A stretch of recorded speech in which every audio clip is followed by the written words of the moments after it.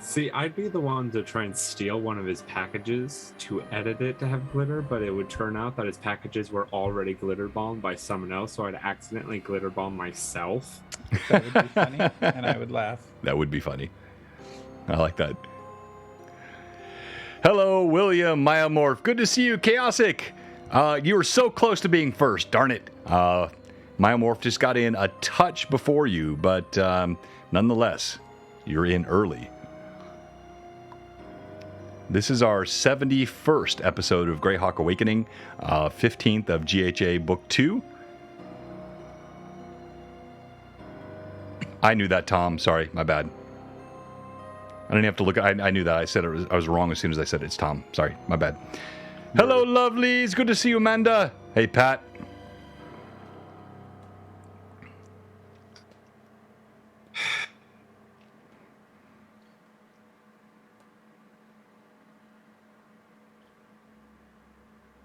Oh, you got the dragon. That's awesome. Isn't it cool?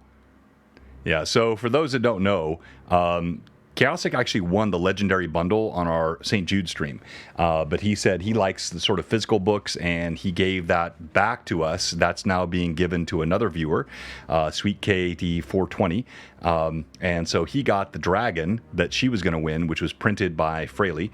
And so cool to see all this stuff being given around the community and the support and friendship. That's thank you, Evelyn, for the sub.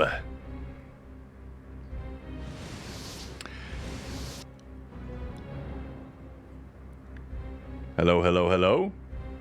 Hi.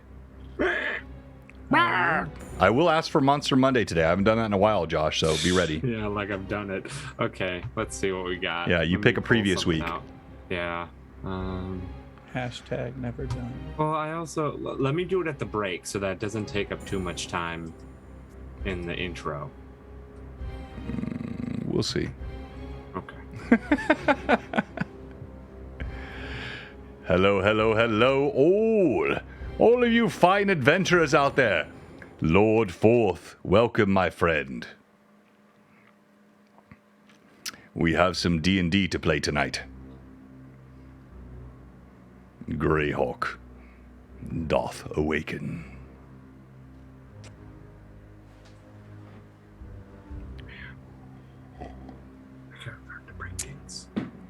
That's exactly right, Amanda. That's what he was doing. He was just hoping I'd forget.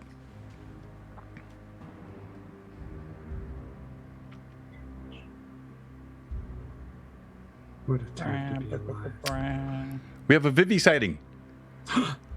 Vivi! Hello, Vivi! Oh, sorry. Hello! Hi. Congratulations, Rory. Thank you.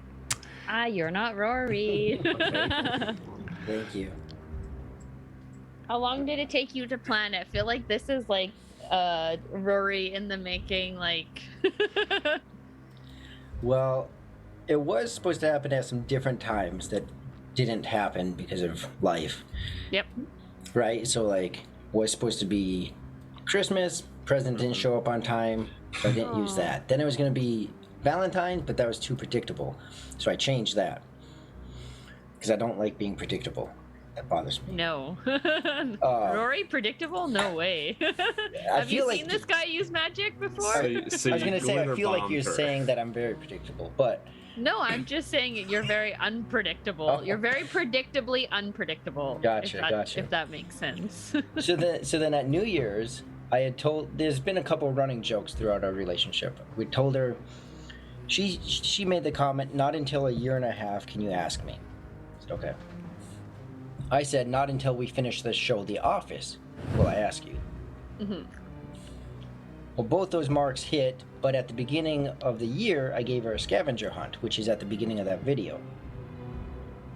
So I gave her a 4-part scavenger hunt in Elvish that she had to translate. Vivi, can you center in your screen? I'm sorry to interrupt. Vivi, you're just slightly biased to the right. Yeah, if you can center. No, just kidding. And I'll fix all my views if I have to. If you want to sit there to the left, I will make that work.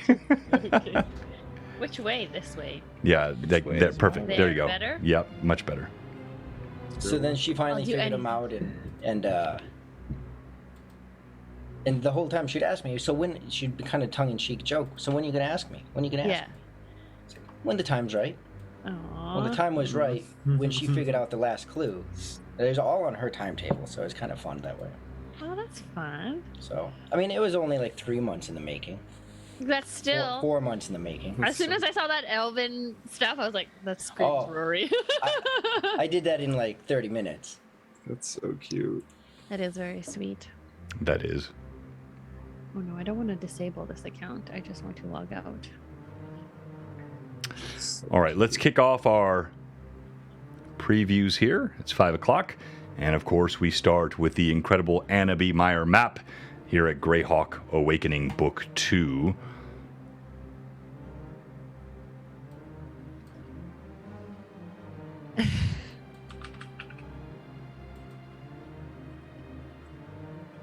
Oh man. So if you guys see Miss Gimbal or Mrs. Gimbal, however it's said, that's who she is. That's her. Ah! So cute. That's so adorable. I I forget love what it used to be, but yeah. She's been following for a little while. The murderess. The murderess is that what you said? Yeah. The murder miss. Ooh. Oh. Murder mystery. Have you ever had a murder mystery party? I've always wanted to have I one. have. I did them in high You school. have? Yep. Really? Did 2 of them. Oh, that sounds so fun. I want I to have do one. actually have pictures of that. See, the problem is I want to do one for my birthday, but I also like nobody will run it, so I want to like I'd have to run it, but I also want to be in it at the same You time. don't really have to. You don't have to run those. You don't have to run them. How do they No. work? Like I haven't really like looked at the inner workings. Depending of on it. the company you choose. Yeah. So because the my friend Laterna who ran them, he was always in them, Uh-huh. and usually there was like a sealed envelope that you didn't open till the very end. Ooh. That's so fun.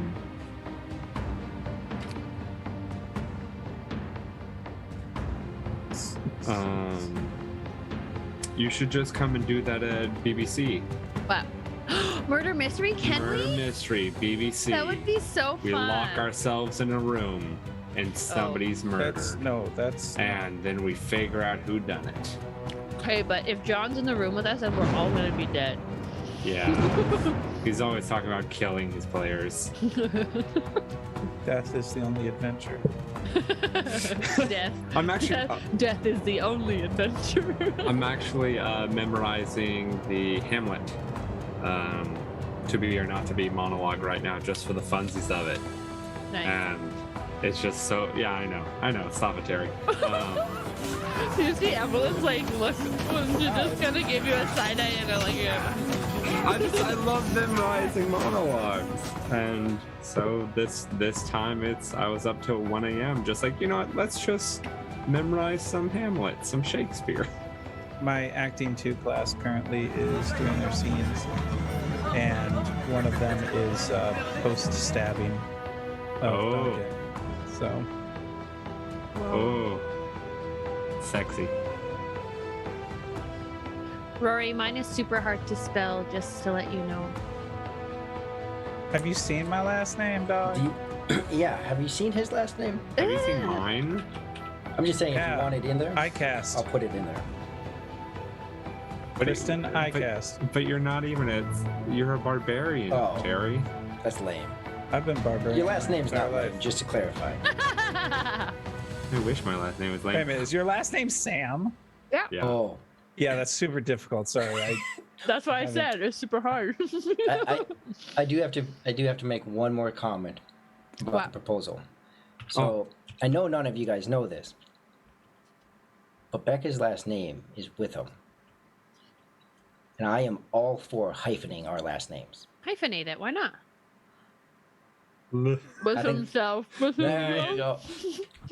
There you go. With himself. Are you actually going to do it though? Please do it. I don't know, but it's hilarious. Please do.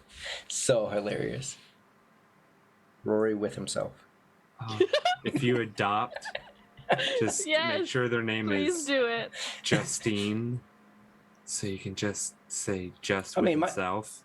My last name feeds up to so many. Whether you want to name your You daughter just need Mary a child or- named Plays. All Took of everybody us. half a second. We were all like processing. Oh, I got it. Oh, Terry, where did you go? You good. disappeared. Terry. Come back. I grew up around a lot of Amish. We always made the joke that, like, Yoder, Y-O-R.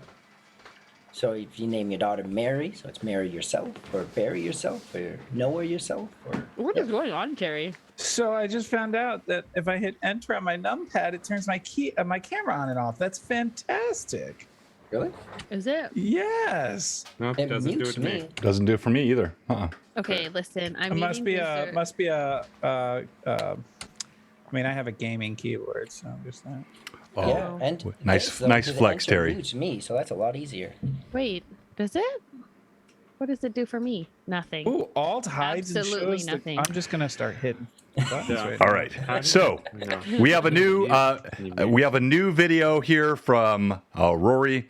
Not completely finished yet, but it's in a great state. This is the Greyhawk Awakening Book 2 intro video courtesy of Anaho.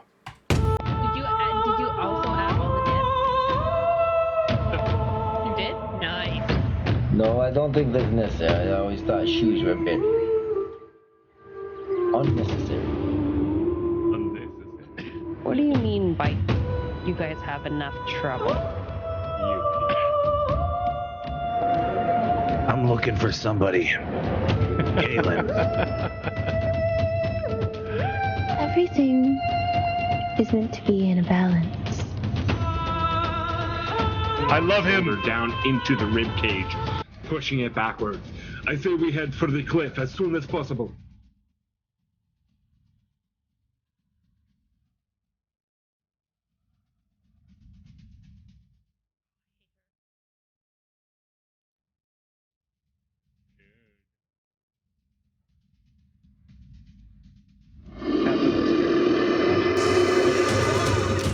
Shut up.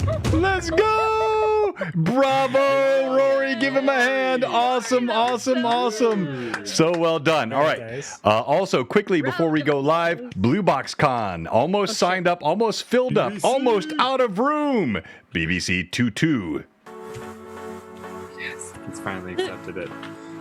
Hang on. Oh, I don't No, have mine. stop. Give me your bait. Wait, what? Oh. I almost forgot my dice. Oh,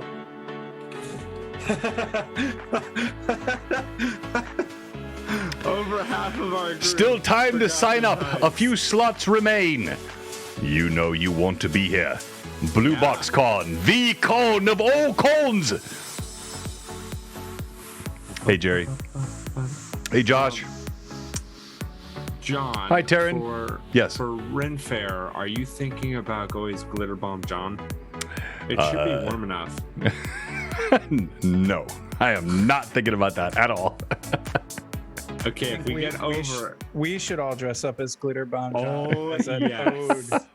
Yes. and bring glitter. Yeah. And we toss it behind John as he walks. Yeah. Like Oh flowers. my gosh. Wait. Tear. But they have to be eco-friendly glitter. That way Yes. John can't complain. We'll get eco-friendly glitter, and at the end of the Ren Fair, when we're all kind of grouping up for the group photo, Yes. we get one of the Gatorade things. Oh, full and of dump it glitter, over his head. and just dump it on John. Oh, this is brilliant. Yes. No, it's terrible. Yes, Amanda, I will be very shortly. You're right. And here we go. Blue Box, joining you now for Greyhawk Awakening Book 2, Episode 15 and 71, entitled Giant's Promise. Ooh. Also, could we please have an episode where Evelyn just rolls for all of us? Yes, please. That would be great. That would be pretty good. Yes, you're right. All right, so welcome everyone, and to join us tonight on this Tuesday night. We appreciate it. We're gonna have a great time tonight, and as always, I'm joined by this illustrious group of players, and we are playing in the world of Greyhawk, the Flyness. The maps that you saw earlier by the incredible Anna B. Meyer are the canon maps of this area, and our players now, which began in Book 1, in the area of Verbabonk around Hamlet.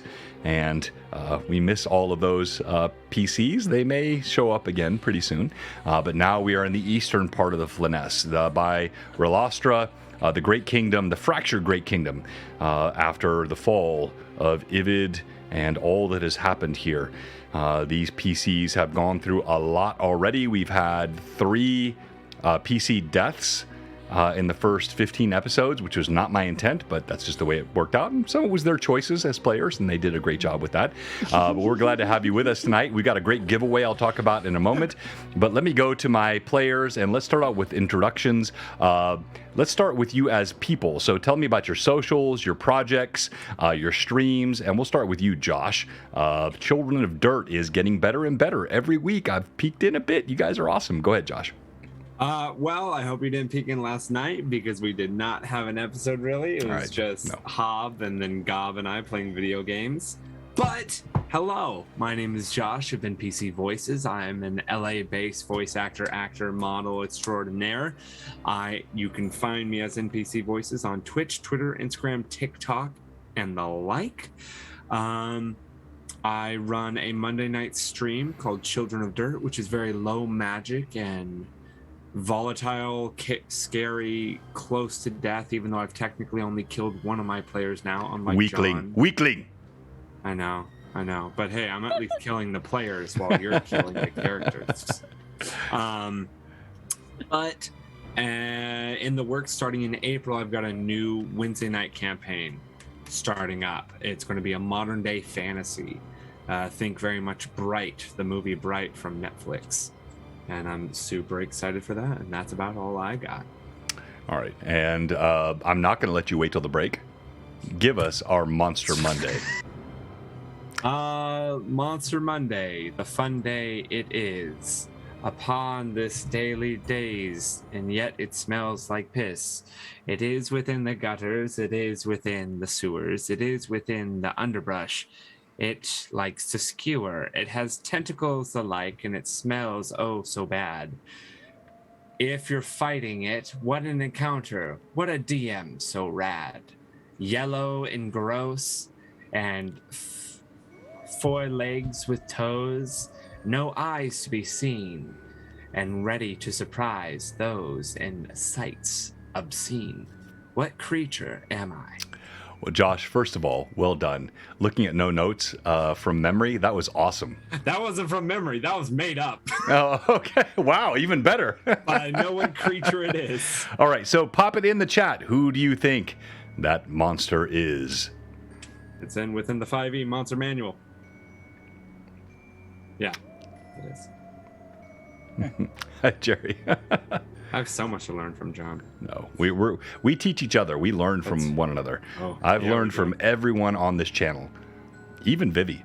I feel like that was like an underhanded. It was. I've seen this. What was the surprise about? No, you're just so beloved. It's easy for me to I pick the most beloved people to pick on because I know they will not be like so it's easy. I don't care. I have thick skin. Shots fired.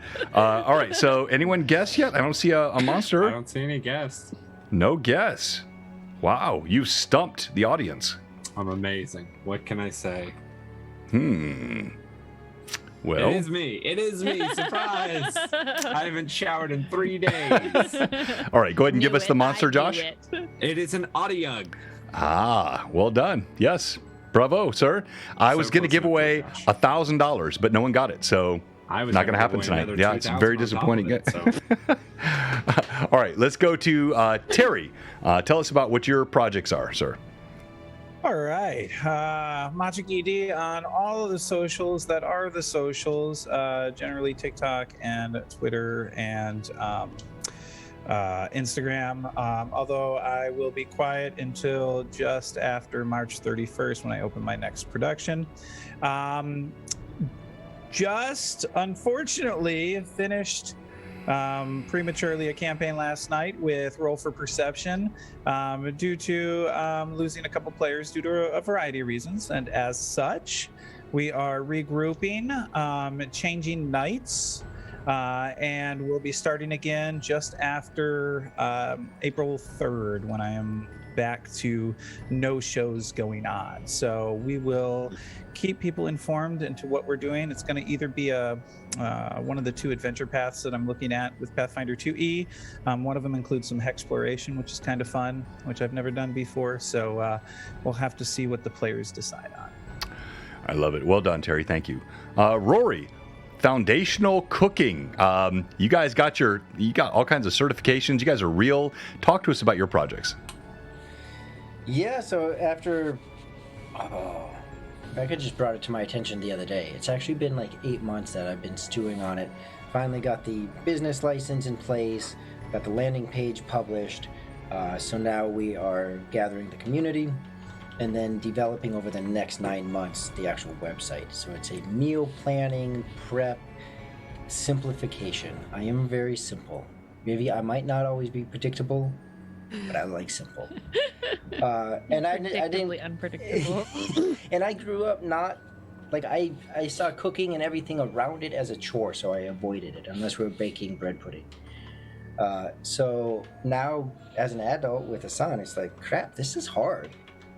And so the real goal is to just reduce a lot of that, automate a lot of it for the user, make it really user friendly, because a lot of the stuff just isn't. And then on top of it, we are dedicated to giving a donation to St. Jude out of that, just out of all profits. Yeah, love it. Well done. Well done. So the questions, I'm a lizard. Anytime the sun's out, I go out in the sun. We've had 70-degree days here in Tennessee for the last 4 or 5. We had snow 4 days ago, and then it was right back to 65, 70-degree days. I go out every chance I get, and I love it. All right. Evelyn, you are, of course, a big part of Blue Box, but you also are helping with what Terry's running here on his stream and other things. So talk to us about your projects. Yeah, so I am Evelyn. I am Theater Evie on Instagram and Twitter, and I am here on Blue Box 3 times a week, and that's all I've got going on right now. So yeah, that's me. Okay. All right, Vivi. Okay. My name is Vivi. You can find me on Instagram at the DM's Quest. Currently part of a weekly stream. I don't know if you guys know about it, but some pretty awesome players and some pretty awesome DM. Just let you know, currently streams on Tuesdays at 5 Central. But if you happen to have some time, come and catch it. It's called Blue Box, if you guys can catch up. I don't think you were... Other than that, what have I been doing? Yes. Existing, drinking coffee, eating. That's about it. Those are my projects. Love it. Love it. All right. So, and yes, you were not that subtle, Vivi, so we got it. All right. So tonight we have the big giveaway to do, but let's go to what happened last time. We'll do quick player intros for the actual PCs because I want everyone to know these amazing player characters, and then we will jump right into the action. Evelyn, what happened last time? So last time we started off with the party actually heading to little ways from the town that we had been in, where we were attacked in the tavern, to find the farmer and his wife, who were supposedly able to help with our current need for a healer. And there was a little bit of discussion along the way, and it got a bit heated between Taldar and Anaho and Elora due to what had happened in the tavern and accusations flying around about who started what.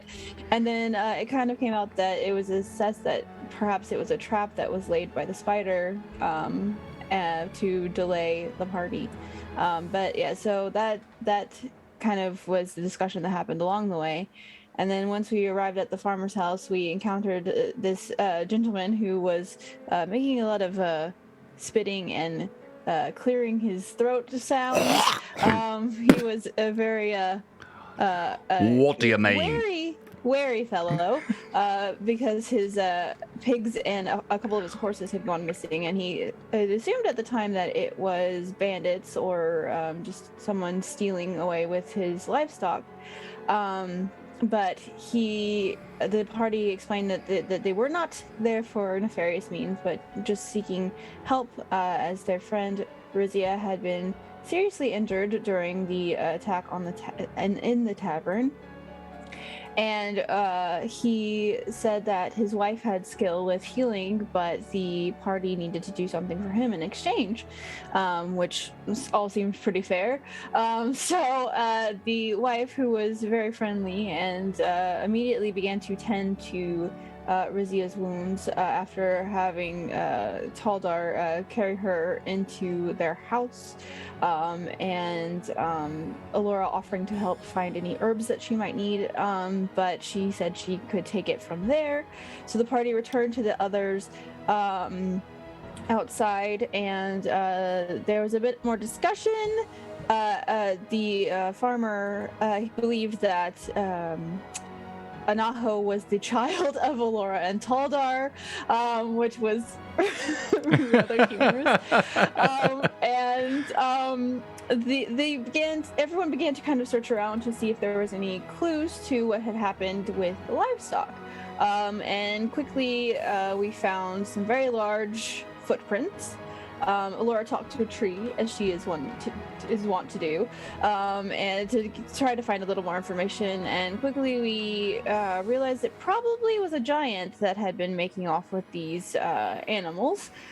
So the party had followed into the woods, following the trail that this giant had left behind, and came across this cave. Anaho took position very stealthily on top of the mouth of the cave while the others approached. And Taldar initially approached with words, trying to possibly talk this giant out of his current desire to eat all of the farmer's livestock. And Elora sort of backed him up by giving the giant flowers and asking him where he was from, trying to find out a little bit more about this giant. And Rasmus actually said that he had noticed something that was not friendly somewhere in the woods. And there was a bunch of more references to something slithering. And yeah, that was the thing. But eventually the party managed to convince the giant to stop eating the farmer's livestock, we think.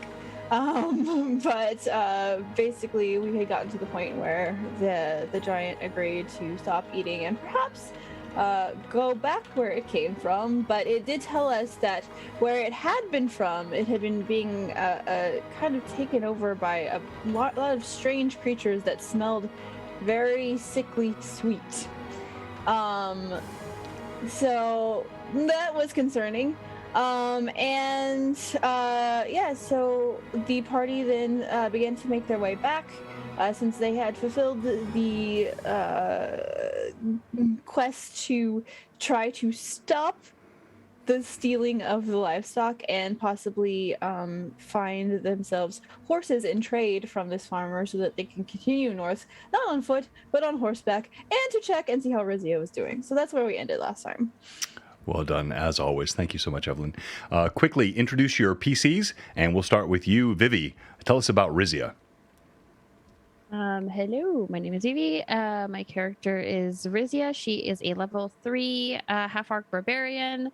Will never let a melon joke die, and she's currently wounded. So that's where I'm at. But you know, a good melon would probably heal me really good. I heard they're kind of sparse where we're at, so hint, hint, hint, hint, hint, hint. Anaho. There we go.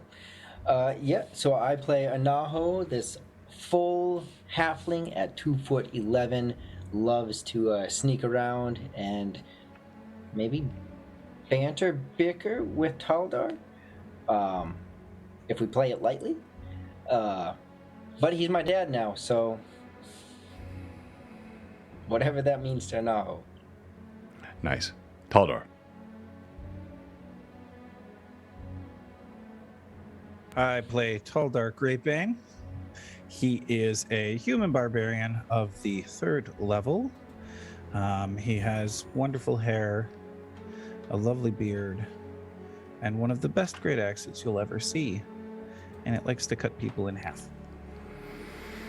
Well, and crush skulls, splatter gray matter, split spines. He's done quite a bit of that. Rasmus. Hello. I play Rasmus. He's a human inquisitor of the second level. I think I said he's like 5'3", 5'4", or something. Pretty well built, but pale skinned, with an odd discolored right hand that has been seen at least once or twice.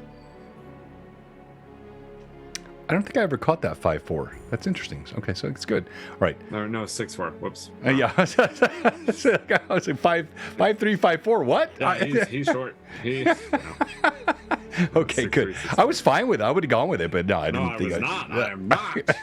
I never play short characters. Elora. Lovely, quirky, friendly, then suddenly deadly Elora. Terrifying. Hello, I am Elora, and I am a level 3 druid of the plant domain. So she likes to talk to all sorts of plants and trees and things. And yes, she is precocious and a little capricious at times in her moods. And she tends to be very protective of people she considers friends. All right. So, I've never done this before, but for the use of the word precocious and capricious, close together, you receive an automatic inspiration from the DM. I love that language. That's fantastic. And now we join. It took a little longer today because, of course, we've been off for a couple of weeks. We had an interruption last week with some obligations for players. And so as we begin episode 71 of Greyhawk Awakening, book 215, we are in the forest, and you, the players, are returning after having spoken with the giant. And as you walk back toward the farm, it's the four of you. Rizia, you're still resting inside the farm. And you make your way back among the trees, walking along a dirt path. It's now morning. It took quite a while. You guys were into the night talking to this giant. You'd gotten there close to dusk. Now you're making your way back toward the farm. And as you walk along, what's the order of your marching? Eldar would be in front. Rasmus and back. Okay. Elora is somewhere kind of, but in the middle-ish, but kind of closer to the front, I suppose. Okay. And Anaho?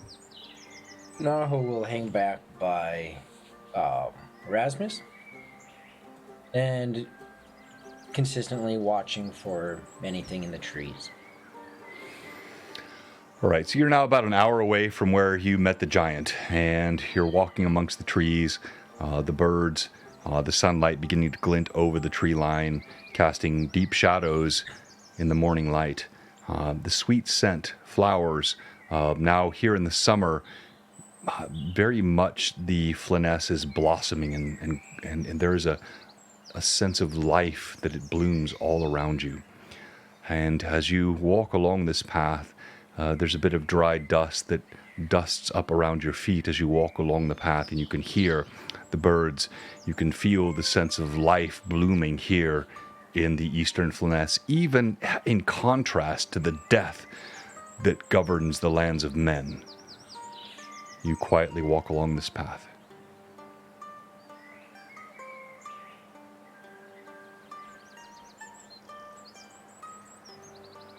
Rasmus in this time is walking.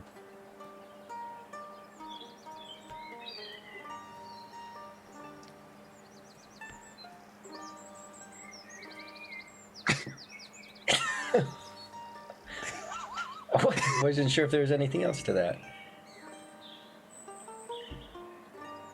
Eldar walks. There it is. So, Rasmus,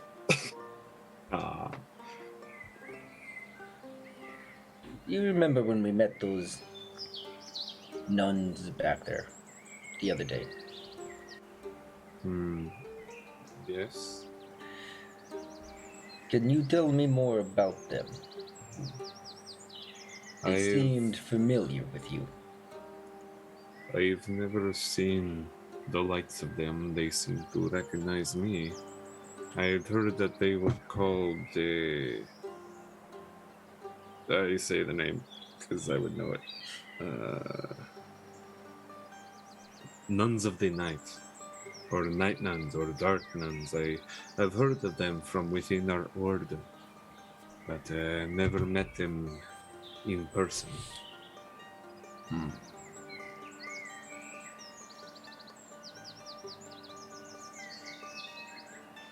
They referred to you as something. What does that mean? I do not remember it. I've been called many a thing, and as long as it is not Rasmus, I don't remember it. Just remember Rasmus, as that is my name. As birth till now, I go by what I've been called. Okay. Naho will stay quiet for a minute. And then he'll, not abruptly, not like he's upset or anything, but move off the path about 15 feet. Still about in line with Rasmus, just to widen the path. We've encountered a few things, so. Right, in moments. It takes about 45 minutes past that time.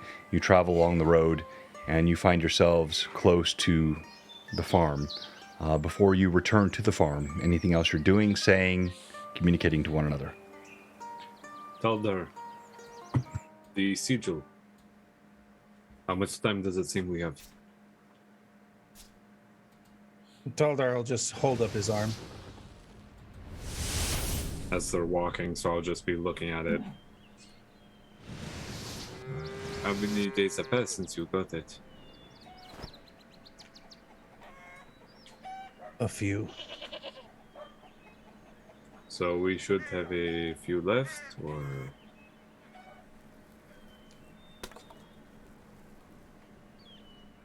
Taldar will think for a moment. He's not real good at math. You're approaching the farm. You can hear the animals ahead. You're just outside the tree line where you saw the giant footsteps that you followed to get out here. And you can hear the pigs and the cows and the horses and the chickens and all. They're all sort of right beyond the tree line.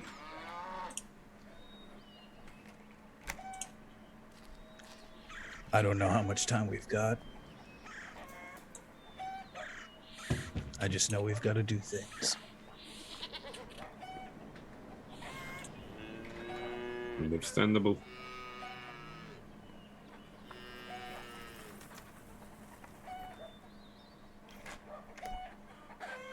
And we walk. Quickly, before we arrive, has anyone ridden horses? With that, Taldar will stop for a moment.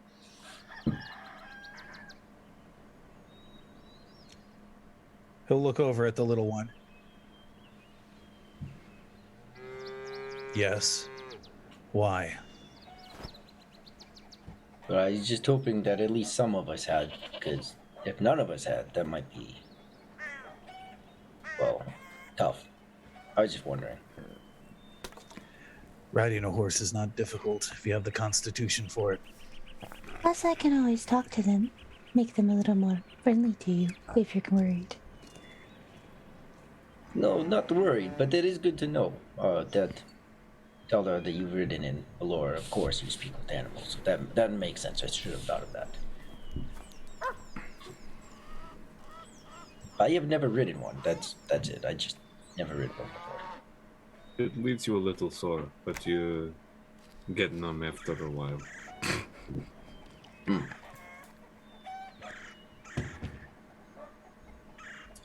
All right. You make your way in, and as you move into the farm, it's a bright morning. Chickens loft upon The structures, the pigs slop around.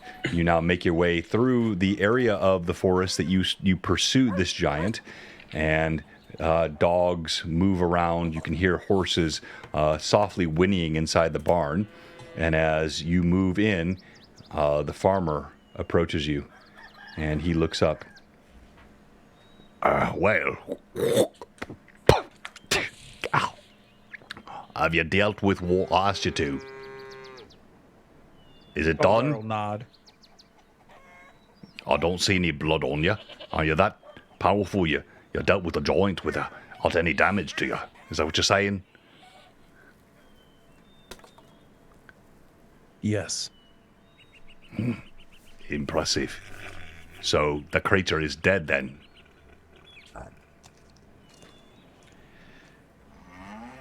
The creature will not bother you. He taps his chin.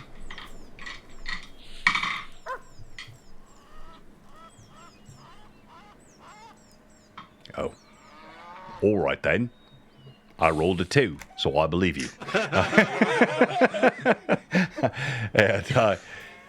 And your lass, her injury was quite something to behold. It was nothing nice, but I think my lady has dealt with it. Would you like to see her? Yes.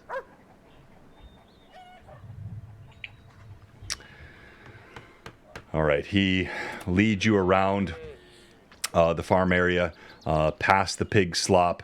The chickens continue to crow and bark in the background. And then he takes you inside the house. As you walk inside the house, the door creaks as it opens, and it is definitely a farmhouse. But even walking in the door, you sense there is something slightly different about this place. You see there are areas of the house that are decorated with what look like Rene carvings and decorish decorations and subtle sort of hints of an adventuring life as you walk in the house. He kind of ducks his head through the door and motions toward you. Well, come on, don't be shy. Nothing bites in here, well, except my wife, but only bites me. You'll be fine. And is Rizia in the room that we're walking into, or? No, so you walk into an entry room. Even in the morning, there's a nice fire blazing in the hearth. You can, again, refer to your screen there. Thank you, Kalsic. That is all for the DM. All right. Rizia is alive and well back. So you walk in. There's a fireplace. The hearth is burning, fighting off the winter chill or the summer chill. Even in the morning, it's quite cold here, and so it's creating the warmth inside the house. You walk past a solid wooden table with chairs around it. You see tapestries on the walls. As I mentioned, these things which don't appear they would be normal for a farmhouse. They look almost like the subtle cues of an adventuring group. That are on the walls, adorning, and he walks you past and takes you through a door.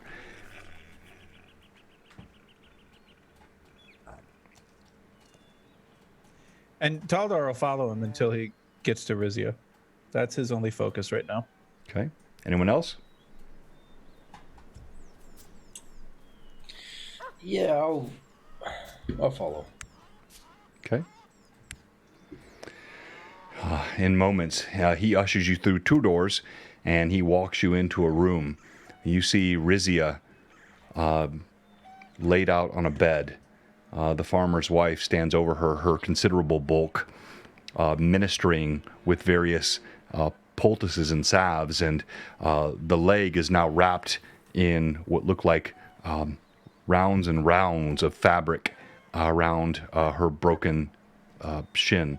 And as you walk in the room, her eyes look up at you. Well, your lass, she's quite lucky to have you all. This is a grievous wound, one that would not be easily healed, as I said, but I think I've handled it as best I could. When you walk in the room, you note just not her ministrations, as Rizia is laid out on the bed. Her skin would never be pallid because she's deeply colored, but for her it looks pallid. You also see, shockingly, there is something up on the wall above her that looks like the preserved head of a hobgoblin. There are various other accoutrements of healing, and the farmer's wife bustles about with an air about her which seems quite confident in what she's doing. And so Taldar will walk over and look down at Rizia. How are you feeling?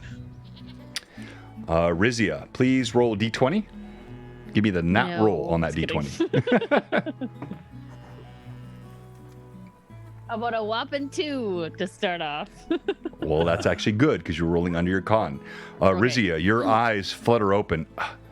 You're disoriented for a moment. Pain fires up your leg.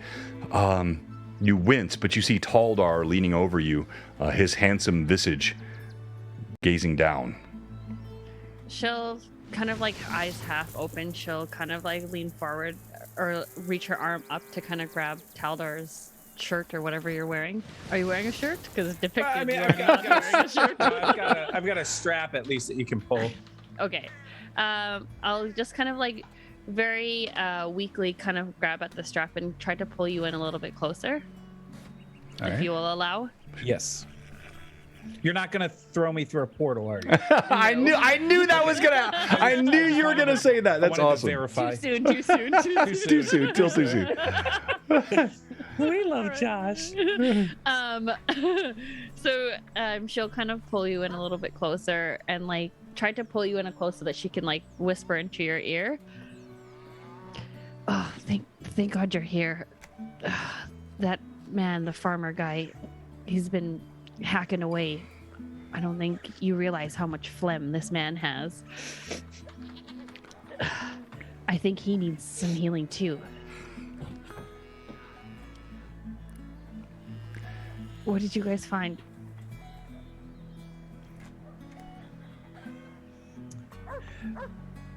And for a second, Taldar is confused by the phlegm conversation. You can see in his eyes, he's like, and he's thinking to himself, your leg got mangled and you're worried about a guy with phlegm. Okay. We found a beast. Oh, you found the farmer's wife speaks up. The phlegm. I've done all I can for him, but he's just he's a phlegmy man. But it's all manly on his part. It's nothing wrong with it. But you found the giant. You dealt with it, did you? Yes. He won't be bothering you again. Now her check. Another fail. Oh, good on you then. Without any blood, quite. That's admirable. I'll leave you with your lass. She spoke your name in her sleep, and she's quite haughty. But you must know, her wounds were something I think only a handful of travellers on the Flanness could heal quite completely. She'll be limping a bit for some time, and I think eventually she'll be well, but I did the best I could. Taldar's going to look at her for a second. Thank you. Now, can you tell me about the head above us?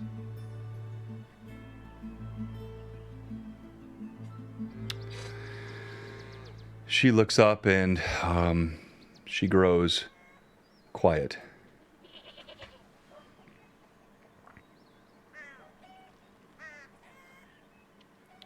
Does not seem like the normal decor in a farmhouse such as this.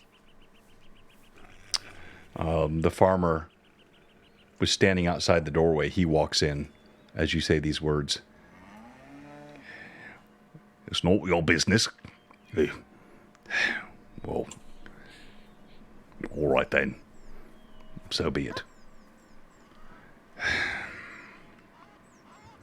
We were something of trifling adventurers.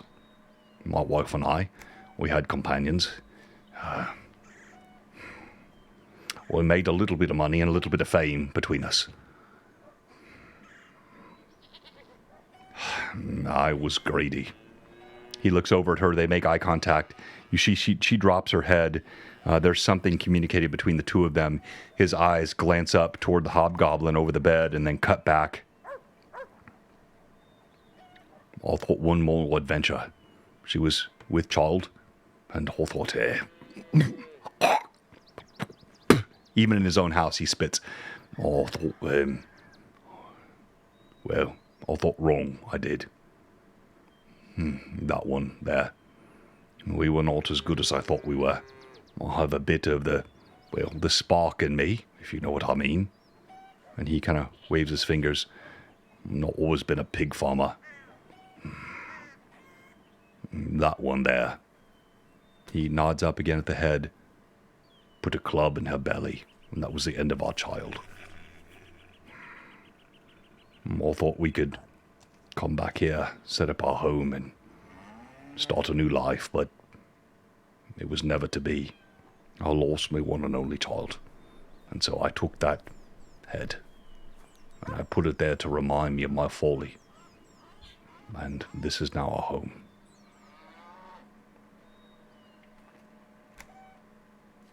And you'll see Taldar listens to the tale, full attention, and there is a respect and understanding in what he hears. And he just nods at the farmer before looking back to Rizia.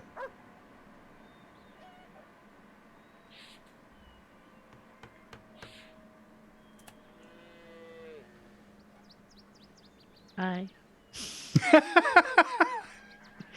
Do you think you're ready to travel? I mean, I can try. She'll kind of get off the side of the bed and stand up. DM? Oh, what are my hit points like? Am I at full because I'm rested, or am I still? No. So you were where you were +4.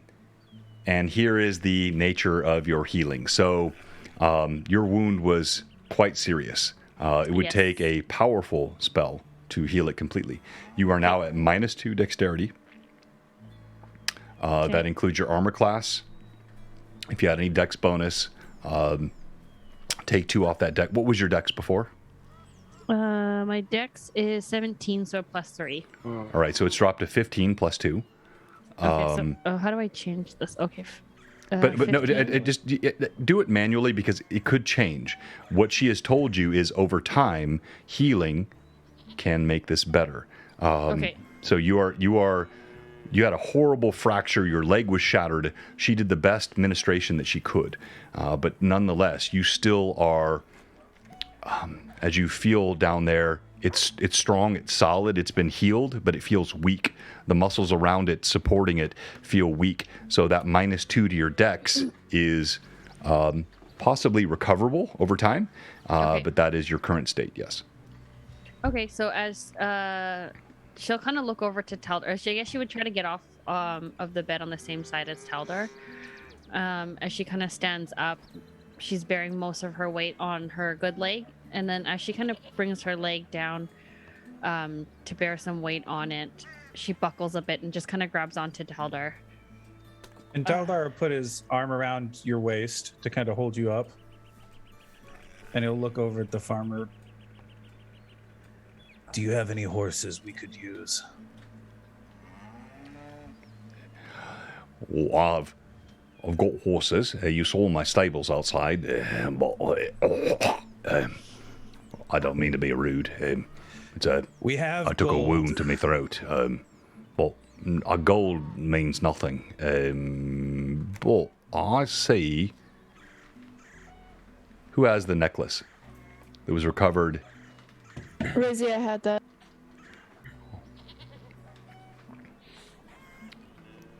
The pendant Can that I? you picked up off of the wedding. Let me take a look at that, if I could. She pays no mind to it. She just takes it out of her pocket and tosses it to him. He snatches that out of the air. 5 horses. I can spare them for this. Sure. Take it. Why do you want it? You said greed was the issue the first time. Why that? What's that do? I said I had the spark, didn't I? I can read such things. This is a protective amulet. And he turns and he places it over his wife's neck, and the pendant hangs down around her prodigious chest and dangles there, and he places it on her and says, "It's for her. This will protect." And as Rizia watches him place it on, she says, it's a necklace of protection, you say? Oh, something like that, yes. Oh, well. Hopefully it protects her more than it protects me. And she kind of looks down at her leg. And she kind of like starts walking out again, just kind of with a little limp. She acknowledges Taldar's arm around her waist, but she kind of looks at him and she says, I won't hold us back, I promise. I'm okay. Thank you. And she kind of just like gives him a yeah, and she'll gonna give him just like a little thank you, like tap on the back. Collects her things and starts to limp out. Rasmus? Did Elora enter? Okay. Rasmus would have stayed outside. Oh, okay. He was collecting a few items out there. And just waiting for everyone to come back out. And he's just kind of keeping an eye on the areas around for anything suspicious or dangerous. All right. As Rizia stands up, her arm around Taldar, she moves haltingly. You place weight on the leg, and yeah, it's painful, but it feels stable and solid, though you certainly don't feel spry. But the healing that has been done was substantial. Okay. Naho will lag behind, be exit last, and just look up at the hobgoblin head for a good moment, and then walk over to the lady. Excuse me. Yes, what is it, Derry? When we came up here, you said that we're taking care of the giant. Did you already know it was a giant? As you've seen, we're not our first time adventuring, and, well, I saw the footprints. I suspected as much. As you can see, and she points up at the hobgoblin, such like were more than we could handle. A giant would be far beyond my husband and I. She whispers the last, like to not hurt his ego, as he's walking out the door following the rest of the party. Just the two of you remain behind. And with not again, kind of mimicking her tone, her volume, but with a clear disdain. Perhaps next time you tell the people then, and he'll make his way out.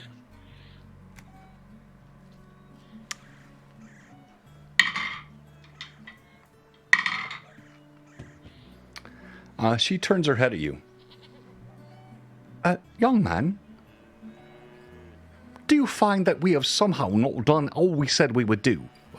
It seems like You're a bit saucy with me for no reason. I've healed your friend. I've done exactly as I said. I've welcomed you in my home. My husband has done a fair deal for you. Are you challenging our honor? You have done, and we have done. The deal has been made. You are correct. But perhaps not hiding it next time. First of all, there was no hiding. Second of all, perhaps your mother should have taught you better manners. You know, you all keep saying this word, mother. I still don't understand this word. Oh, well, then, that does explain a lot, doesn't it? Perhaps. Good day. And she kind of like dismisses you. I was still in the room. Oh, you are, Elora. You hear all this, yes? Left Oh, sorry. yet. Sorry, Elora. Go ahead. Holding a glass of water, just like... No, what's that? My one anachronism for tonight, the Michael Jackson gif, popping the popcorn and Thriller, right? And Elora, as she walks out, she'll just kind of say, you know, withholding information is a bit dishonest. And you should take better care of your trees. And she'll just kind of scamper out after an aho. Oh, talk about a mic drop. Yeah, exactly. All right. You said she got Nothing more offensive than a druid saying that you're not taking care Taking of your your trees. trees. Shot to the heart. She gives you a quirky look as you walk out, and hey, Hob, thank you for the sub. Hob's artwork is featured here on Blue Box. She is our sponsor, and every piece of art you see on the screen right now is all courtesy of Hob.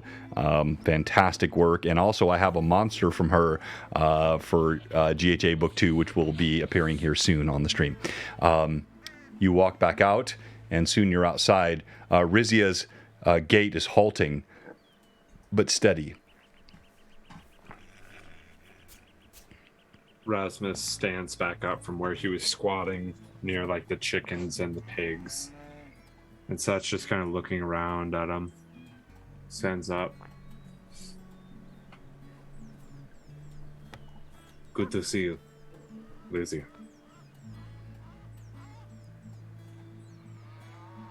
Did you get your blade dirty? Thankfully not. As he'll look over to Taldar and kind of nod his head with a slight smile. And she'll look over at Taldar.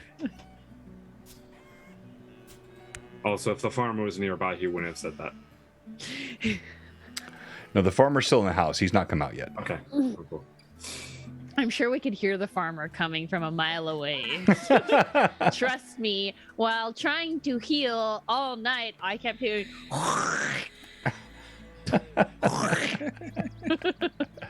So it's been a rough time. We took care of what we had to take care of. I'm glad. And you guys are okay? And she'll look over at Elora and Anaho. Did you know that giants like flowers? Can't say I knew that. They do. And which flower did you give it? Violet. Oh, interesting. And then she pulls out, like, pressed in between, like, her armor, she'll pull out the flower that Elora had given her. I'm like, still got mine. She'll, like, push it back in. So, do you know which direction we're headed from here? As he looks to Taldar. North. Gotcha. Should we go get the horses first? Yes. I'm And assuming... Taldar's... Oh, go ahead. Oh, sorry. I was just saying, I'm assuming Rizia would know where the horses are. I don't No, know. Rizia was in delirium. No, she has no idea okay, where. never Like she walks mind. outside, Taldar- she's squinting her eyes from the light in the morning, the scents, the smells. is that? She's completely disoriented. Yeah, no, Taldar will walk straight to the stables. All right, Taldar, you walk toward the stable doors. You look in and you do see there are several horses. There are a couple of what look like donkeys, all munching on hay, drinking from troughs. Some of them kind of move towards you as you walk toward the door. And Taldar will walk in, and with his experience with horses, he will go up and pet each of them, kind of taking stock of them, looking to see which ones might be the hardiest for the journey that we have to make. All right, make an animal handling check, please.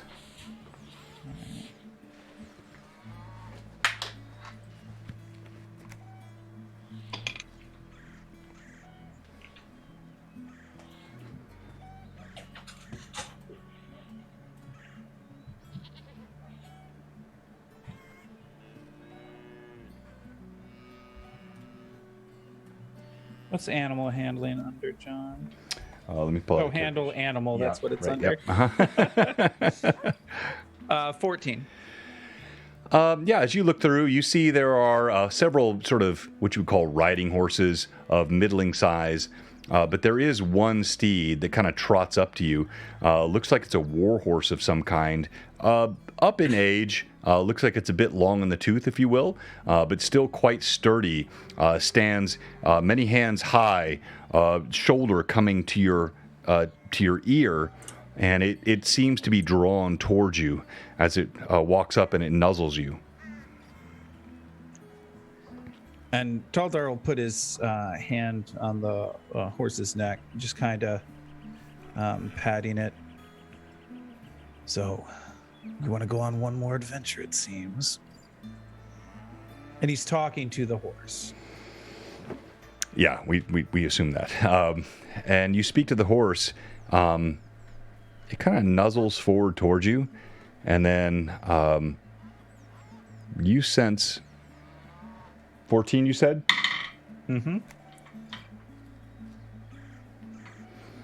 It pulls away a bit, almost as though questioning whether or not, in equestrian nonverbal language, you're perhaps not worthy. And this noble horse kind of trots back away from you. How far back? Just a few steps. Still eyes on you. It's not retreating per se, but it's eyeballing you.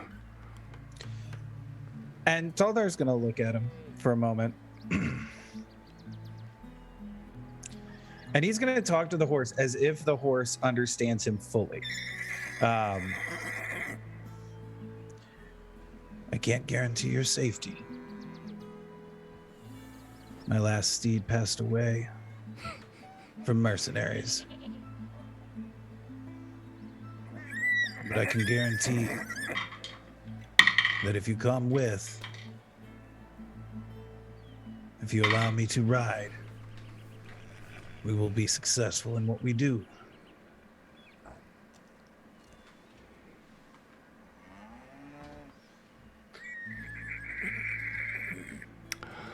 The horse. He'll in his satchel, he'll reach in and he'll pull out a small carrot and hold it out in front of him in his hand to see what the horse does. You hold the carrot out. The horse steps forward gingerly. Perhaps your words, but more likely your carrot. It draws closer and begins to nibble at the carrot. After a few moments, it's crunched its way all the way up to your fingers. You, having worked with horses before, pull your fingers away, and it stops and allows you to sort of stroke its nose, and in moments, the horse is nuzzling up to Taldar.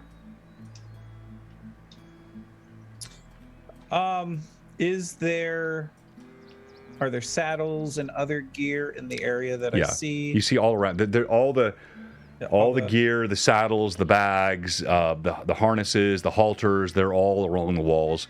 And you knew from what the farmer said that he was allowing you to take this in return for the necklace that he took from you.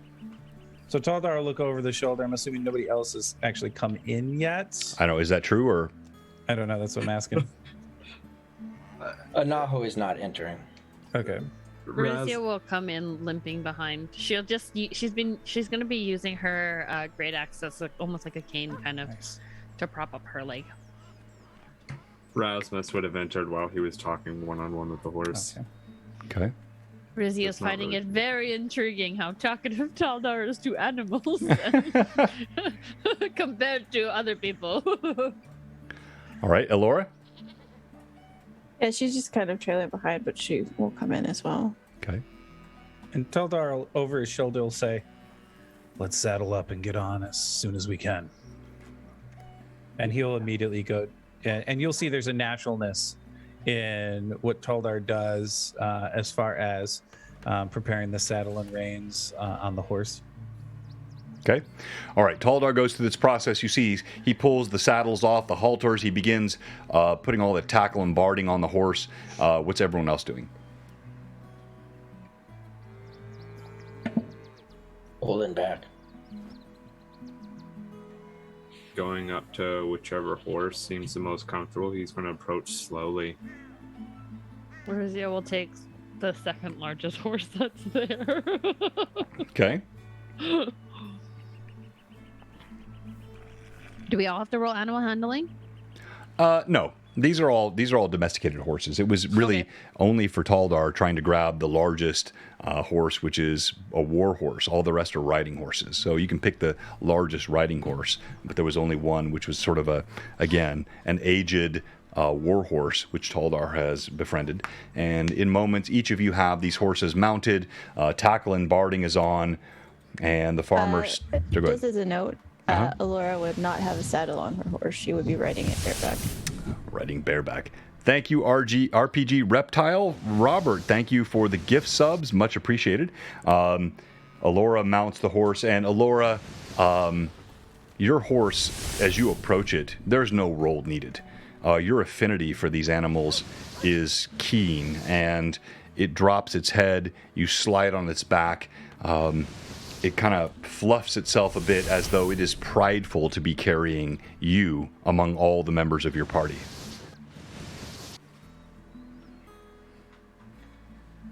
She'll just kind of lean down and whisper, It's very good to meet you. and kind of give it a couple of pats before just setting back up and waiting for everyone to proceed onward. Okay. Rory, have you? What has Anaho done, Rory? Nothing. That's good. That's what I thought. So Taldar's gonna look at you. Do you plan on walking the entire way?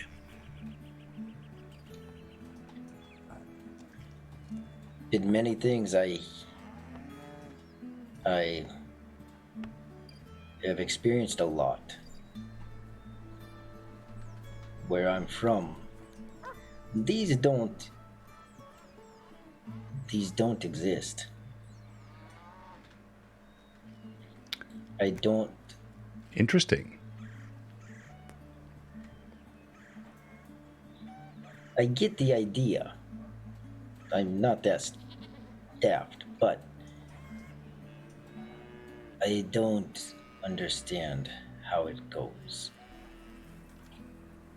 And As it's he very, says this, like, I'm sorry, hard to- Anaho, I'm going to interrupt you. As he says this, he's clearly referring to horses. Mm-hmm. And when he says, where I'm from, these do not exist, that, anyone in earshot, that seems odd. A strange statement. To come Sorry, from where... what did- Yeah, go ahead. Sorry, what did you say? They don't exist? Yeah. What do you mean they don't exist? I Where you mean, come from where there's no horses? It's not natural for them to be there. And he'll try to like deflect the question. What? What do you... Okay. Well, are you Or- coming with me then? And she'll kind of like bring her hand down. Whatever is best, whether I ride with another Or if it's as easy as Taldar says, and then I just take my own. This whole conversation is uncomfortable for him. I don't know what to do.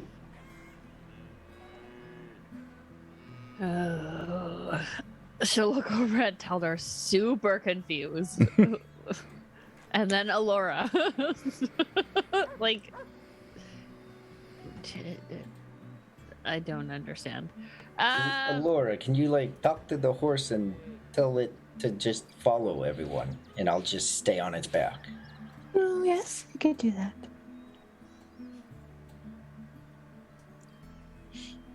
Are you wanting it to have a saddle? I mean, you don't have one, so I'll just... And I know the error in this, but he doesn't, so he'll ride bareback. Rasmus would... no. He will, like, get down and be like, Anaho, ride with me. It will be a good teaching to learn how to hold the saddle, or the reins for the bridle. Should we take another horse anyways, in case something happens? Maybe pushed under a cart or something. I could never think of that ever happening in my entire life. But I'll set up another horse with a saddle for Anaho. Put it together quickly, like he's done it 1,000 times before. Lead it out. Okay, I will ride on your horse, I guess, and we'll take that one.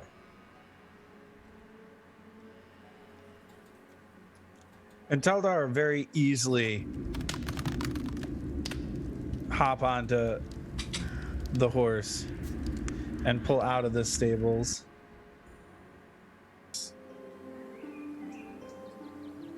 As we begin to ride off, once we are out, and you just let me know, John, but whenever we are out of range of the farm, I'd like to ride up close to Elora.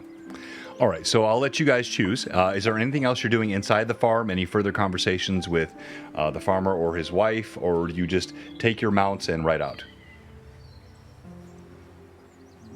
Taldar rides out.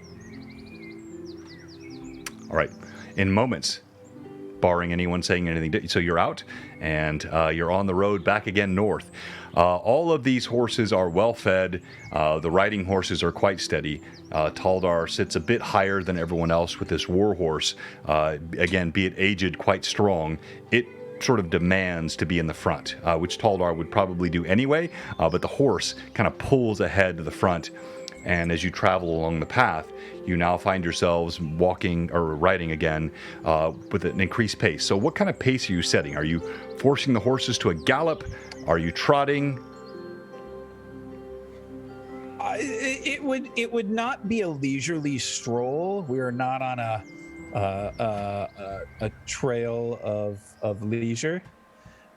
We would be moving not at a pace that's going to tire the horses quickly, but at a pace that is strong enough to make distance over a length of time rather than over a short amount of time. Okay.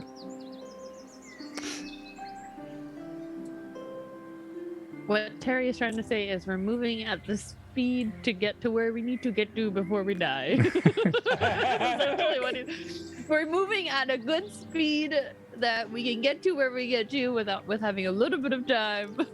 No, I get that. I sense that. We don't want to kill the horses, and we also don't want to die. No, I sense that for sure. And I guess my thought would be also what I'm noting is there is clearly a lot going in the player chat, the humor and the laughing that's happening. So you got to let the viewers in because they see you guys laughing and they see the mirth, but they don't know what you're laughing about. So is there anything you guys want to share as you're leaving the farmer's house? It would be for the horse that Brim killed. That Brim killed in book one. Thought he was already dead. He was still at the back alive. of the ran cart. over the horse. Pushed the cart over top of I him. thought he was dead. That poor horse. It It was, That was yes. just before Lilith set those wolves on fire.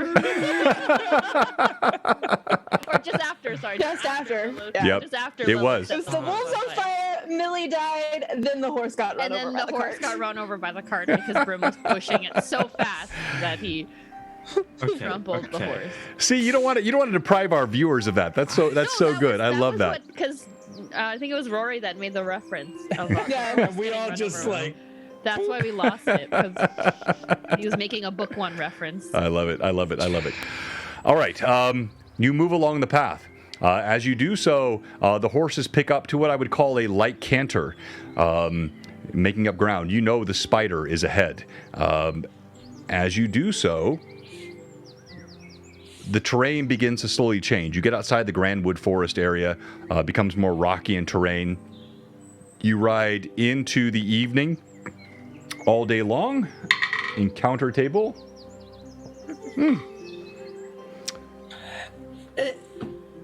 Go ahead. During this time, Rasmus, can you? How does that work? So,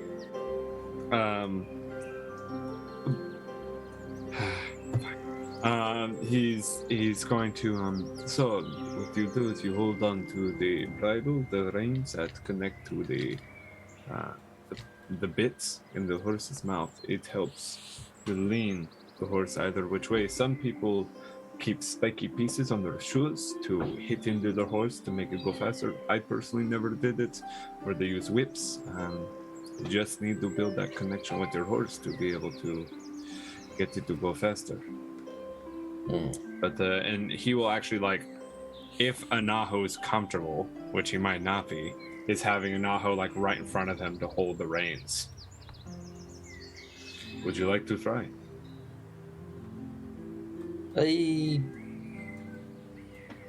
Maybe tomorrow. This could be beneficial to learn, but Yes, it definitely would be. You never know when you need a quick escape, and sometimes small legs don't always help. yes, it definitely would have been good to have when I traveled to Relastor. So, where did you come from, if you don't mind me inquiring? In the hesitate general area of Gomel, deep within Gomel. Gotcha. I personally was raised in the areas of Nylon, more in the outer farmlands. I've traveled every which way since, but that's at least where I like to call home. Yes, I can. And it pauses when you say home. I can understand what you mean about traveling. After 100 and, plus years, I have been in many places, much like Real Astra. That is, I guess, what you would call my home. How old are you? Sometimes it was hard to tell because the sun was not always visible, but roughly 187 years. Although, all right. Yes, you are looking good. And you said the other night you were tracking an individual. Yes. Why? Why that one? It is my hunt. I told you when you first met. I am clear with my intentions. It is a dark creature that has brought many woes and much danger. It has captured souls. And it is my hunt to stop it from doing such. But as such, I lost it. If that is the case, there might be another similar creature to that one, the one that I am looking for. No one said it's against to hunt the wolf and the bear. I'm fine with hunting both. But that one is my hunt. And I must finish the hunt at some point, even if smaller ones come up or bigger ones come up. But this is my path. He'll kind of just tap you in the back, tap you in the back and go, it would almost be like our lives depend on it.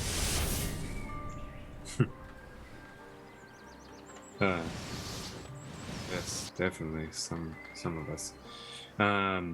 With this, he'll kind of move the horse forward to try and get up to Elora. You spur your horse forward. It's a bit of a swayback mule, but Elora's horse seems quite sprightly beneath her, and there's like a horse envy thing. It kind of leans over and nips the neck of your horse as you get close, as though it's very preferential to Elora. So you will like rub the horse's neck. Elora, I managed to pick this up when we were at the farm. As he'll hand over a small white cloth that he's tied at the top with some twine. What is this? It is for a little friend. As he'll point at the chicken in your sack. Oh, right. And she'll untie the little bundle, I guess, and look in. What is it?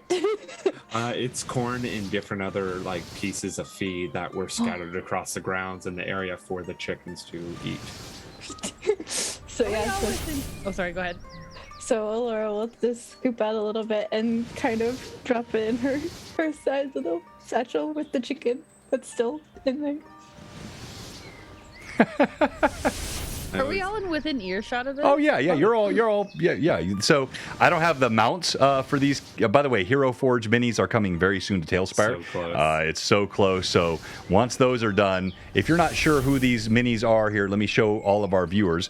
So the tiny little guy here, who is not a quarterling, he's a full-size halfling at 2'11". This is Anaho. This is Rasmus with his blade. And he's not quite that heavily armored, but this works well. Of course, I love Elora's mini, the druid. This is so cool for her. She doesn't quite look like that, but close enough. And then we have Rizia here, stout half-orc, limping a bit. And then we have Taldar, who did not realize until 12 episodes in that he was holding a guitar, but he is in fact. And these are currently the minis that we're using in Tailspire. We also used physical terrain here. You see all this behind me. We use these oftentimes. I've got a huge tabletop setup right now for Sunday. But yes, Hero Forge integration for Tailspire is coming very soon. Guitar of Battle. That's right. You'll hear Rizia from the back as you guys are kind of like up, or I guess she would be in front of you guys, right? Are you guys in the back? She'll just kind of like, as riding horse, she'll turn around. She's like, "Do you have a chicken?" Well, yes. I was told to get a chicken before we left. And so I took a chicken. For consumption or as a pet? Well, I think we were supposed to use it against the giant somehow, but I don't know. It's in my bag now, and so I don't want to let it go. Little furry head pops up. Kind of. That's a furry chicken. Kind of pecks her. Yeah, well, yeah. Like what the heck? pecks her finger lightly, and then the head ducks back down in the bag. And she just kind of looks at Elora, but doesn't question it. Kind of like she looks at her puzzled, but then after she's kind of just like, meh, makes sense. And then she's like, "What's its name?" I haven't decided on that yet. Should probably give it a name. Yeah, I'm thinking on it still. Every good bagged chicken needs a name. You're right. All right, I need each of you to roll a d20, please. Just give me your raw roll. If the chicken dies in this, John, I'm quitting Blue Box. This is the only reason I'm still here is for this chicken. Even though you guys, you did poorly to Lucky, horrible to Lucky. Hey, I wanted to keep him, but it made no sense for Rasmus. That was a natural one for Elora. Oof. A 1. That's Wait a minute, Laura Did I rolled do a the 1? best? Well, night's done, guys. I'm sorry. I rolled a 7. Josh, what'd you get? 18. Oh, I got a 7 too. You're like, did I do the best? Elora,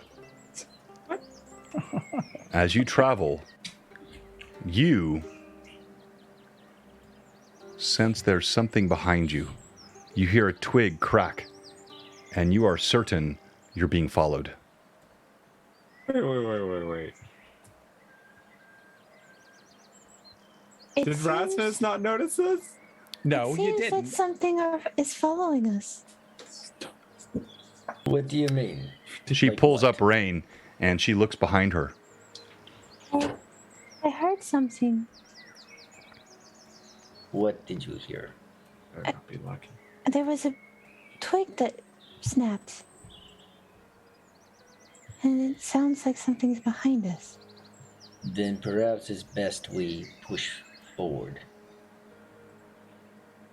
Or we draw it out. Teldar, what are your thoughts about drawing it out as we push forward? We're riding through a forest. Yes. Rocky grasslands, forested, sort of around, yes. So you're not like in the midst of a forest, but Right. yeah. Twigs will snap. Let's keep moving forward.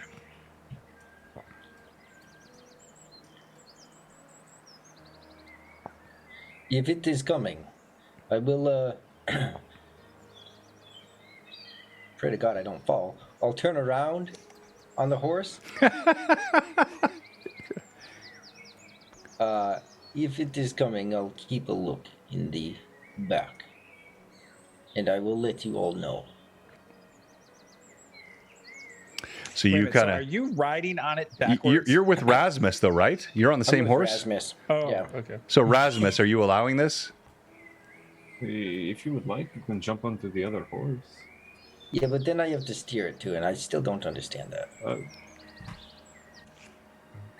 But do you have the other horse tied up to you? I had the other horse tied with rope to mine, so that we were just leading it Okay. as we're going. I'll try to scale up that horse. I'll try and like throw him over to it. Or yeah, I guess you could bring the horse over and I climb over to it. Yeah, Yeah. So I'll sit on that horse backwards. there you go. Have a little turret. Have a crossbow. So, if there is something, we'll see it. Hold on.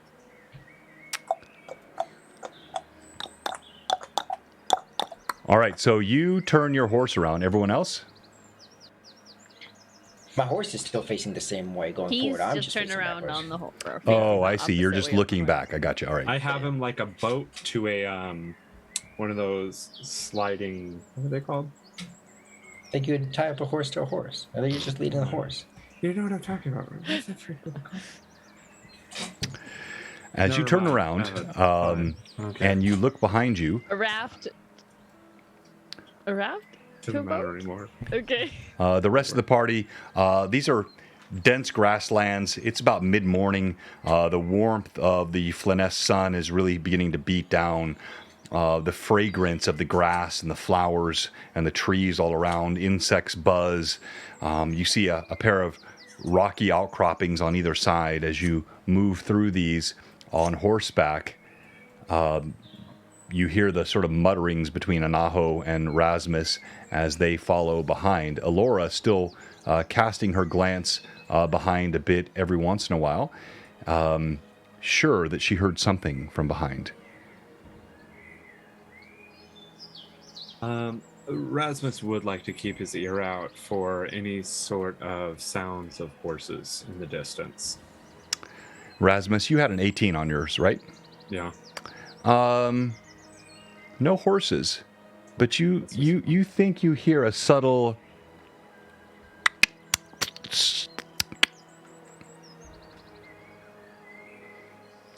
a bird? You're not sure. Something. And it was coming from behind us? Nope. Ahead of you.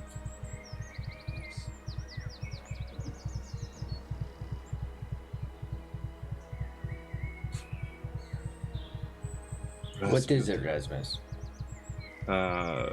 Rasmus will just whisper. You might need to make a perception check or whatever it's called to try and hear it, but he's. Rasputin, go look. I don't know what it is. Say what? What'd you just say? Yeah, roll d20, Rory.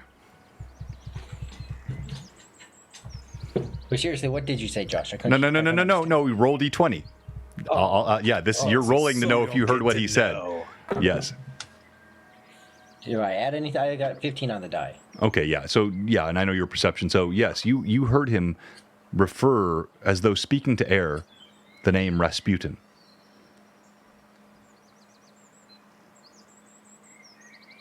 What is that, Rasmus? What is Rasputin? And Rasmus is not responding as if he didn't hear you. As I'm going to be looking through the eyes. Oh, okay. So, Anaho might not know this, but does he look just the way you are? Do you look like you're highly focused? As if... So I'd probably just take that as you're prepping for combat, the way I'd recognize a highly focused look. I will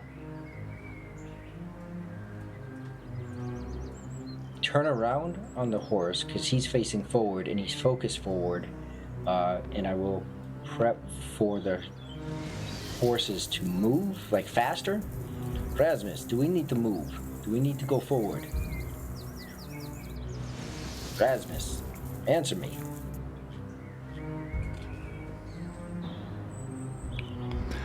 As he says this, roll d20 again, please, Rory.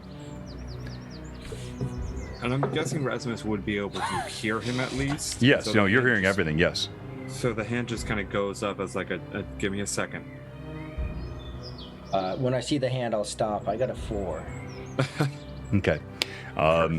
So you notice nothing as he raises his hand. He says the words. You heard the name Rasputin. You inquired. He raised the hand. You sense nothing more. Josh, I'm going to send you a message in a moment. The rest of the I'm dead again? the rest of the players, as you ride through the rocky outcropping, there is a sense of foreboding. These walls are about 25, 30 feet high, covered in rock. Your mounts begin to grow skittish, and you realize this is clearly a great point for ambush for anything that would be laid along this path. Oh, okay. So Rasmus is going to use a spell and going to try and shove Taldar inside.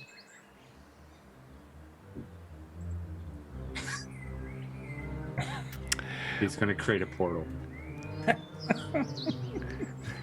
Too soon. Too soon. Way too soon. Never too soon. As Taldar rides at the front, your ears attuned, your eyes keen. You've seen such places. You hear sliding of boots. Sounds like knocking of arrows.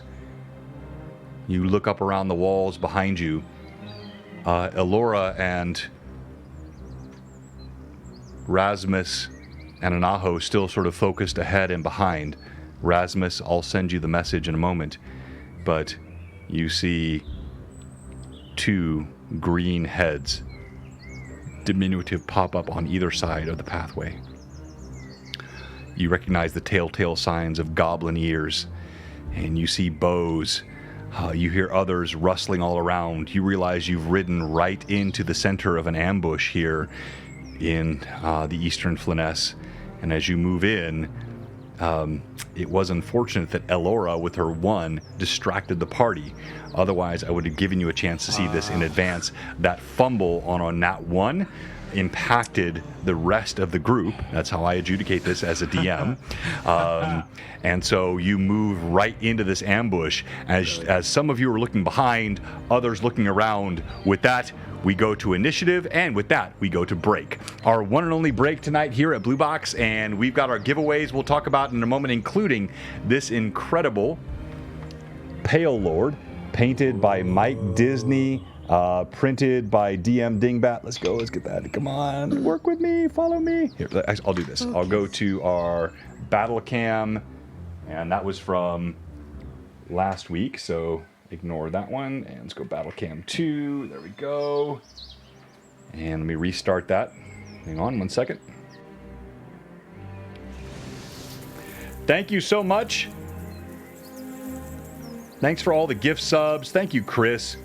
Advantage for all the players. All right, so we have a new economy we're using here. So every 200 is a +1. So each of you gets a +1 now to hit.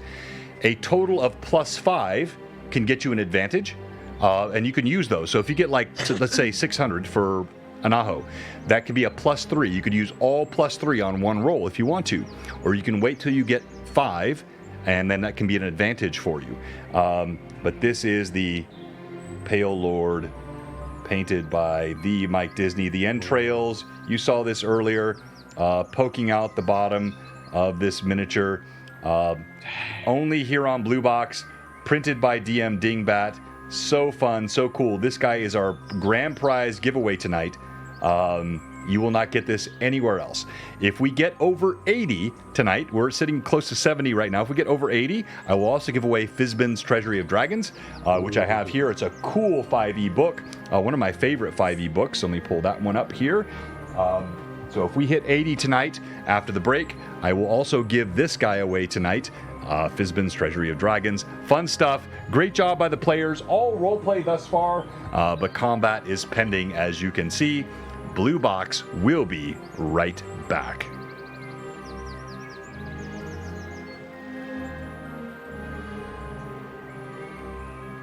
We'll leave the mics hot. No, I'm not wearing a leather jacket, Mike. No, it's not. I'm wearing my work clothes still from today because I didn't have time to change coming down for the stream. Thank you again, Chris. Thank you for all the gift subs earlier. Appreciate that. Chaosic has been super active tonight. We appreciate that, my friend. Footlong, Robert, Phantom, all of you, so helpful tonight. Thank you, thank you, thank you. And the party will be, well,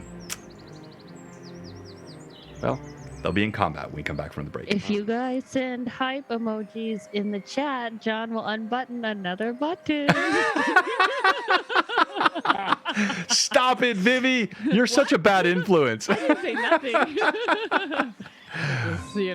just You hear how fast his fingers going. And with enough hype buttons, he will eventually slip into a dinosaur shirt. Oh yeah. I have a dinosaur shirt. I also have a glitter bomb shirt. I exceeded the character. And then I also have a story which is not suitable for stream, but I might tell my players after the show tonight if they're interested. All right, Blue Box, we'll be right back. Look at all that hype.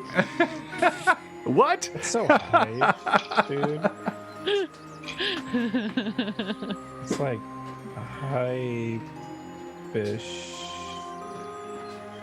You know what I don't like is every time you push it, it keeps moving up, actually, and then you get to a certain point. Because then you try to hit it, and then you're getting different emojis. You're like, damn it. You just have to hit enter. So once you click it once, you just have to enter, and it'll automatically enter it. Yeah. That's something I learned because I had the same problem. Oh, that's so... Do we get to pick the button? The more yes, you the know. one right by his belly button is the one that gets unbuttoned. Just kidding. I want the pants button. Gabby. Even more to your Evelyn's face. even more to your point, Josh, you only have to press it once. You just hold it and it will keep doing it. Oh, really? Yeah. But apparently I exceeded it too because it won't let me send it. Nope, not with me. I'm not able to hold it. What? You should probably go to the bathroom then.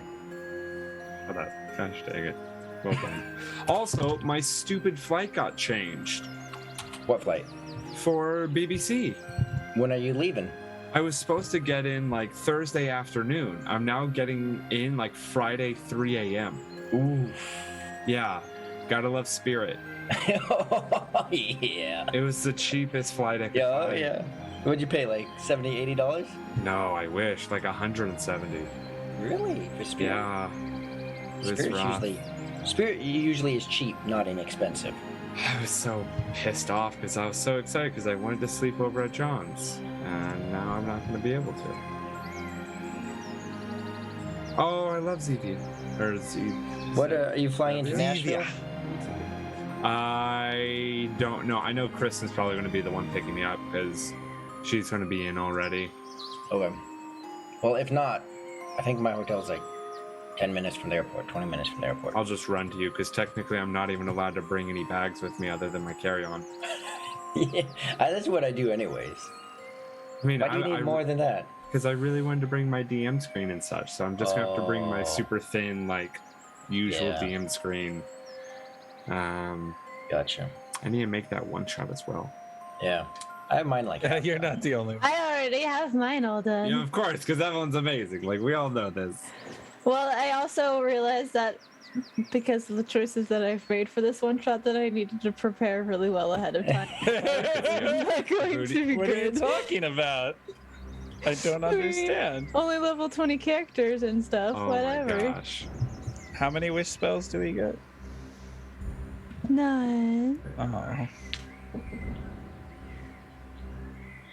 Oh, the BlueBoxRPG.com is under construction. Your face is under construction. Why? On that note. Why is it under construction? Because you got to build it up before you tear it No, down. like actually. Why? I'll be right back. What? Hey, Josh. Josh, Yes. did you know that there are more planes in the sea than submarines in the sky?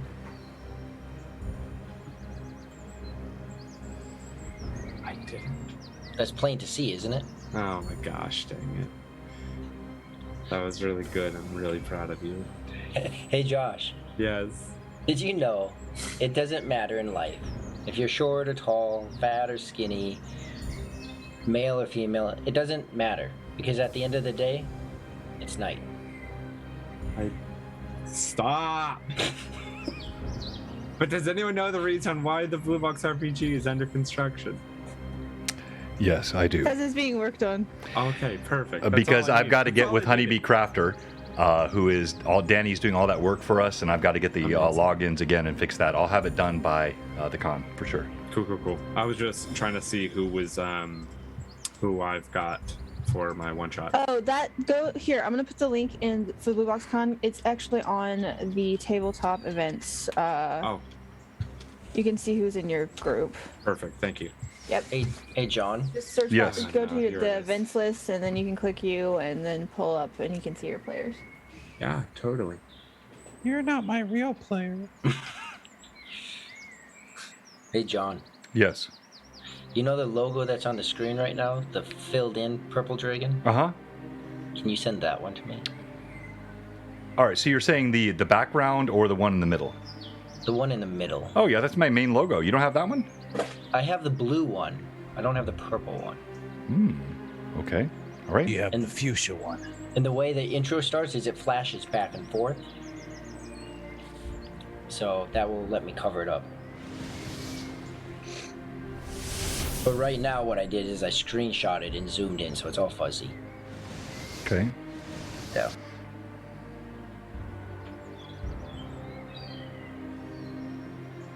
And then I should have that video to you by the end of the night. Early morning. When I get Cool. I thought what we showed was already pretty good, though. I mean, awesome. I appreciate that. Thank you. All right, Josh, you got it? Gotta get your cat. Oh, wait. Hello, Tracy. Good to see you. Thank you for the resub, Tracy. Mrs. Gimble. Thank you, Mrs. Gimble. I've got to stop encouraging Mr. Gimble. I think that's right. What, how'd you encourage me? What? Hey, Sinekin.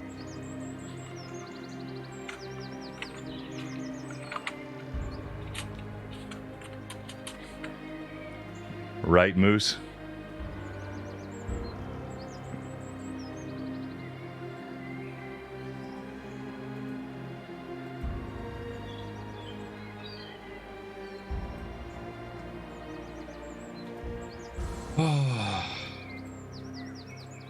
Oh, to be 23.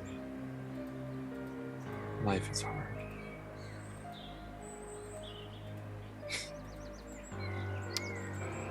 Yeah, I'll punch you when you come out here, Josh. When you said you moved to Arizona in 82, I was like, yeah, that's officially 40 years ago. That's amazing. Well, that's not what I said. I moved to California in Oh, 82. California. I was already living in Arizona. Sorry. But that's just, a sign that as young as you are, your brain still doesn't work properly. So. Oh, yeah, of course not. We already know this. I don't have the years upon years of staring at tomes and dinosaurs. I see you, Josh. Is that why you moved to LA? Yes. Yes. Because I got no brain, but I got the skills. You got skills. I know I got skills, man. I know I got skills. Why did the orange lose the race? It ran out of juice. Red Hulk, I'm sorry. But yes, John is right.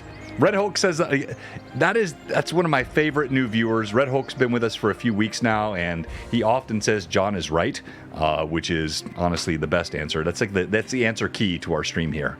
No. John is right. It's Evelyn is right. The face.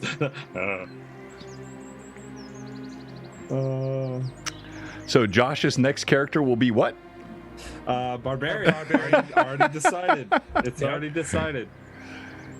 We've already said it. So then, if he does die, I can just keep bringing in Barbs. My next character's name is Barbie. It's like the Faustian bargain. Your character will live forever and be tortured by me as a DM in perpetuity. I know what that's like.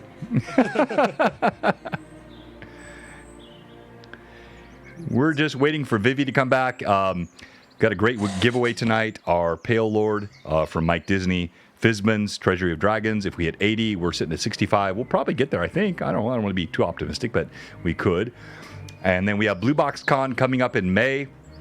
I think the question came from Mike Disney earlier. The dates are May 13th through 15th. And we will have a fantastic show for everyone. It's going to be a Friday through Sunday. Sunday, of course, goes to the Ren Fest here, just down the street from my house. We're going to blow this out this year. It's going to be so much fun. I cannot wait. Big hugs to all of you.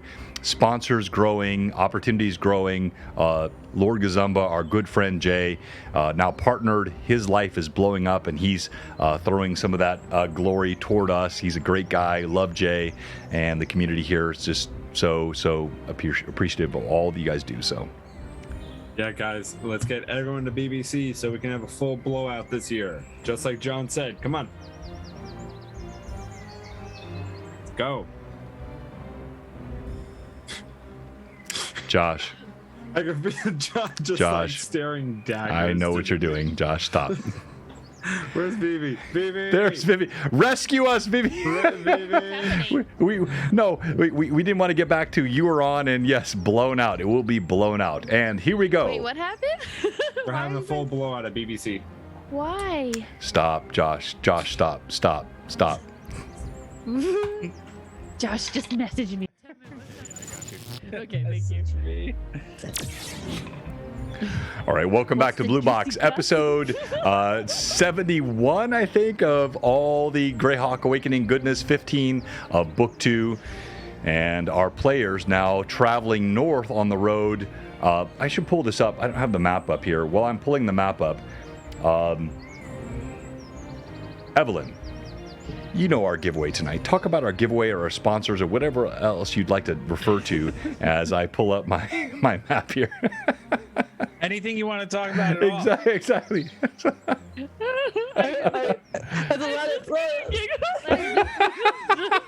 I'm just going to enjoy this moment. Thank you. Hey, thank you, cranky old man. Chaosic, golly, Chaosic, stop it, dude. You're incredible. Thank you. Evelyn. Yeah. So our giveaway tonight is a painted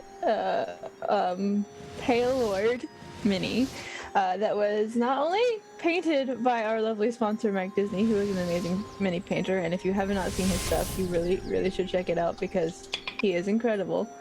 But not only was it painted by Mike Dizzy, but it was actually created from some art that was done by our former artist, Frederica Charles, who is now doing her own amazing things off on her own, doing her art. And then it was sculpted by a friend of the channel, Renan Asensio, who did it on his streams when we were when he was doing sculpting streams here on our channel, and that was incredible. So it was came from our DM's mind, Twisted brain, to Frederica's talented hand, to Renan's sculpting skills, to printed by, I believe, DM Dingbat Mike. Yes. And then painted by our very own Mike Disney. So it's been through so many people involved in our community, and it is incredible. It is a piece of artwork, and it is the stuff of all of our nightmares. So you could own this very nice mini. Very nice. Lots of people like the entrails there, and again, I've said this often. I cannot put how the Pale Lords and Palelings are created on stream. I might do this on my Discord as a separate channel, but it's a horrific process that occurs to create a Paling or a Pale Lord. This is all connected. Like, I don't just pull this stuff out of nowhere. It's all connected. It's a... Whoo! Look at those entrails. Are they not glorious? The spinal cord disappearing into nothingness. Where are the legs? They don't. They're nothing. They hover. That is the Pale Lord you could win tonight at Blue Box.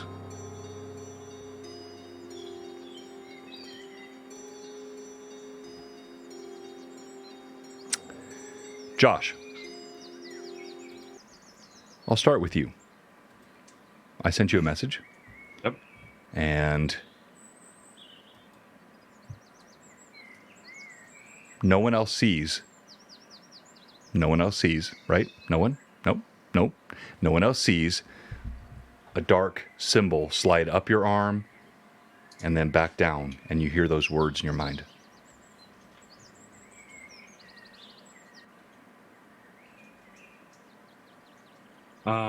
Who am I close to at the moment? Like, right as I get the information. Well, you have an Aho riding bareback with you.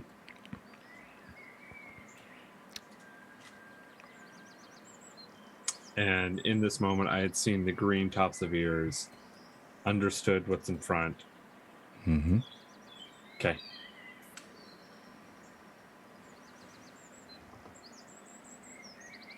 Sorry, Josh was pausing, not Rasmus. Anxiety, brain. Come on. Well, we're in the middle of an ambush. As wizard straight ahead. Stay ready. As he's going to start peeling his horse away from the group, not to give a full line, so that we're not all clumped up. Right, so you're moving to the right then on the path? Yeah. So you can look here at, so you're going to pull your horse with an Aho on the back to the right? Yeah. His horse, I'm on the other horse. Oh, that's right. Sorry, I forgot. Yep. Yeah, all right. My dinghy. Still attached. So he calls this out, and the rest of you look up. You see there are figures on both sides. So they peer over the edge. You see archers. You see a goblin peering here over the edge.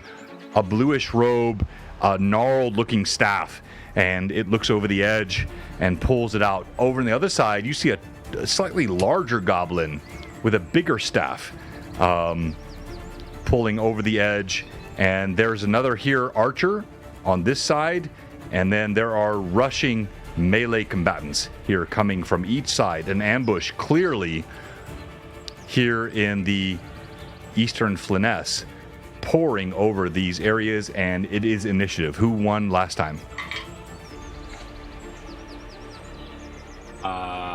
It's been since the tavern that we fought last, so I don't remember. No, we rolled for initiative against the giant. The giant. giant, didn't we? I think You did. Evan's the one who wins. All right, I'll pick Vivi, because you were sleeping last time. You have initiative now. I was sleeping. DM has a, oh my gosh, Bad roll. 6 on the die for the I DM. rolled a 6 too. Okay, roll again. Here we rolled a go. 62. DM has a 3 on the die. I got a 6. Ah! All right. So we're going to start with Rasmus. You sense this through Rasputin. Rasmus, what do you do? Rasmus is going to head for where Rasputin directed. Well, what's that mean? So he told you on the right, and you do see a mage, but this is 15 feet of stone. You gonna scrabble up the side? How tall is my horse? 5.5, 6 feet. Perfect. He's going to ride towards that and try and stand on top of the saddle and jump to get onto the ledge. All right. Make a reflex check, DC 18. Here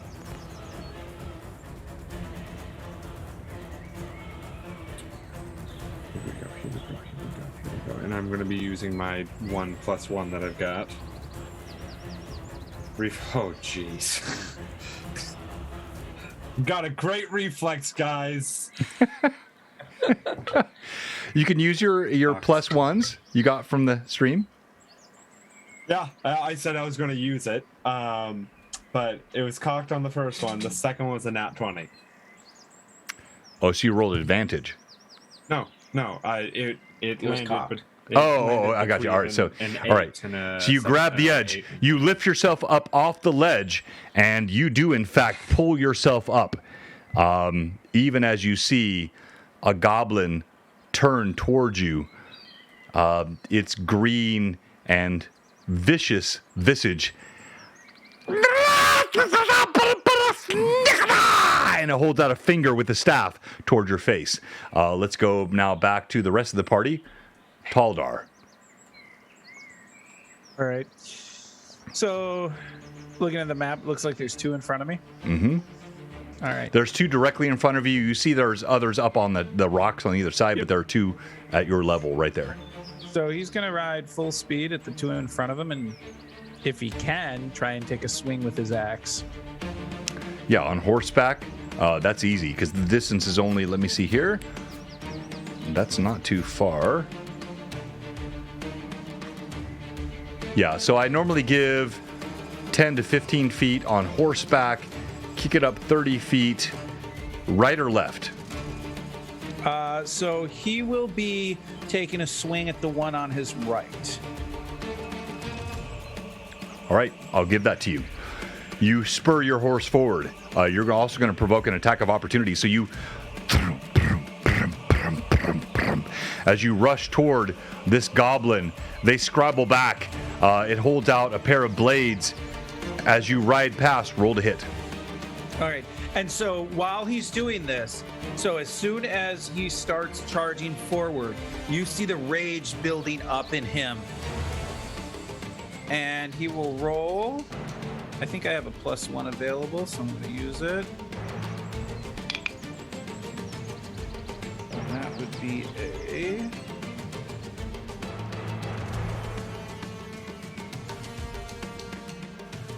a 16. As you rush past, we'll put a -2 on that because you're on horseback. The horse is galloping. That's still a hit.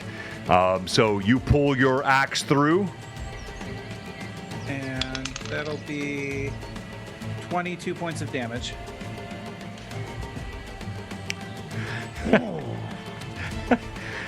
I could ask you to describe it, but it seems purposeless for a poor goblin. You swing your blade through, you splatter, you cut it in twain, viscera and blood paint the wall. It seems almost artistic as you ride past, the thundering of the hooves of your horse, and this goblin is absolutely destroyed. It splatters against the wall. Now let's go back and we'll come to Rizia. She will follow Taldar's lead and get the one on the left. All right, same thing. Roll to hit. Yep. And she has power attack, by the way. So, No, I don't want to restart my device right now. Sorry. Do it. No, it's saying that I want to restart my device. Hang on 1 second. I need to add my conditions for my power attack. To attack with my great axe, 15 plus 6, so 21 to hit. That is minus again the 2. You're horseback. You're riding. You're galloping. Okay. Even with the -4, it's still a hit. Roll damage. Roll damage. 12. 2 plus 9, 9, 10, 11. It's a goblin. Tell me what it looks like. So again, she's feeling more confident because she's actually on a horse and she's not on her leg. She can feel the pain through her leg as she's kind of riding and galloping forward with the horse. As she takes her great axe, unsheathes it from her back, riding forward across, she swings it across just to lob its head right off. Feeling that extra power from Taldar's painting the wall with blood. As Taldar's victim splatters blood across the stone on the right side, your axe swings. You lop the head off. The head spins through the air. Blood jerks out from the neck. Carotid artery spurting, and the creature falls over. John, question for that. Could Yes. that have happened pretty much at the same time? Yes, absolutely. Yeah, it's all simultaneous. Yeah, it could. So Side then by just side. just a little added thing as we finish coming through. I'm gonna turn back, see both bodies down, look at Rizia, and just nod. Oh yeah! Oh, the nod of knowing. And then The she nod just of knowing. Do I get like a plus for that nod of knowing? Like, yeah. Actually, I'm going to give you inspiration for that, Terry. I love that. The nod of knowing. So you Yes. have now a plus 1d4 on any roll you'd like to use in the future. Mark that down. That is fantastic role play. Now let's come back. Elora, you were really focused looking behind you, as was Anaho following your lead. Now you hear the eruption ahead of you. What are you doing, Elora? Can I see any of these creatures?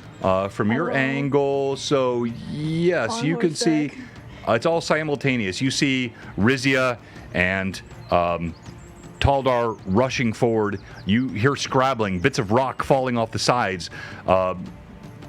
Blue garments, red garments, brown garments. All around you, goblins seem to be swarming. Can I see, like, I can't really tell on the image here because it's a little dark on the screen, unfortunately, but is there a group of them kind of clustered in a spot? No, you have, you see, there are a couple on your left up on the rocks. As the rocks fall down, there are a couple on your right. You see several ahead, and probably more to the right than the left. All right, well, I see two kind of close to each other on the left there. So Yes, I'd say up on the that's rocks? way I'm gonna go. Uh-huh. Are they within 130 feet of me right now? Definitely. So let's pull this Alright. up here. You are here. They are 30 to 40 feet away.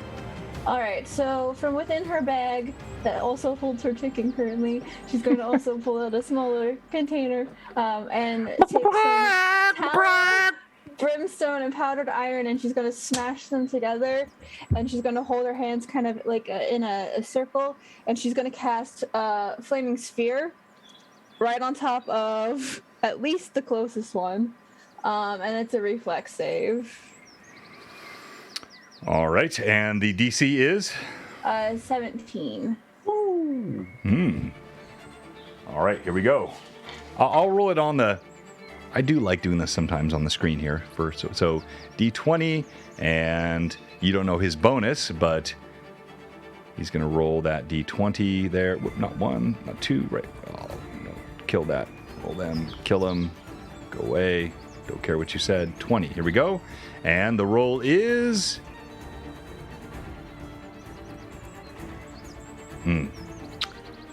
He resists.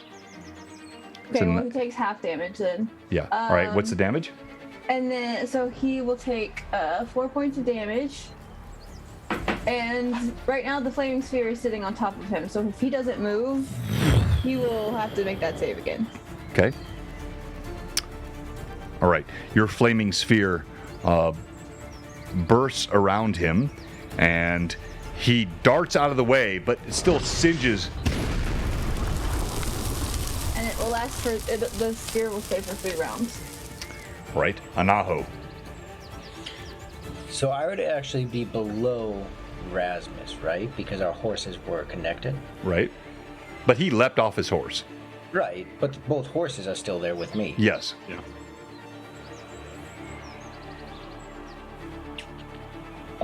So from where where I'm at, I'm not able to see on top of this cliff now, correct? Because we're too close.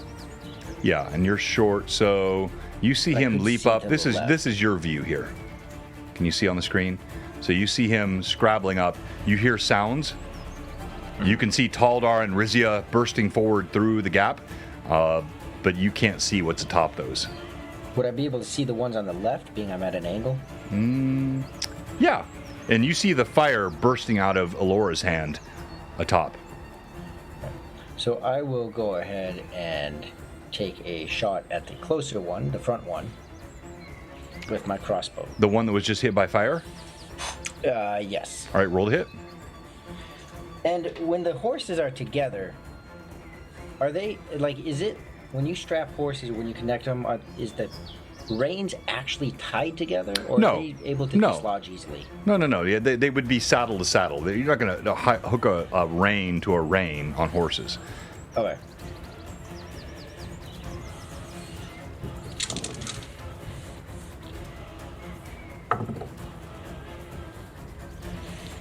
Nine.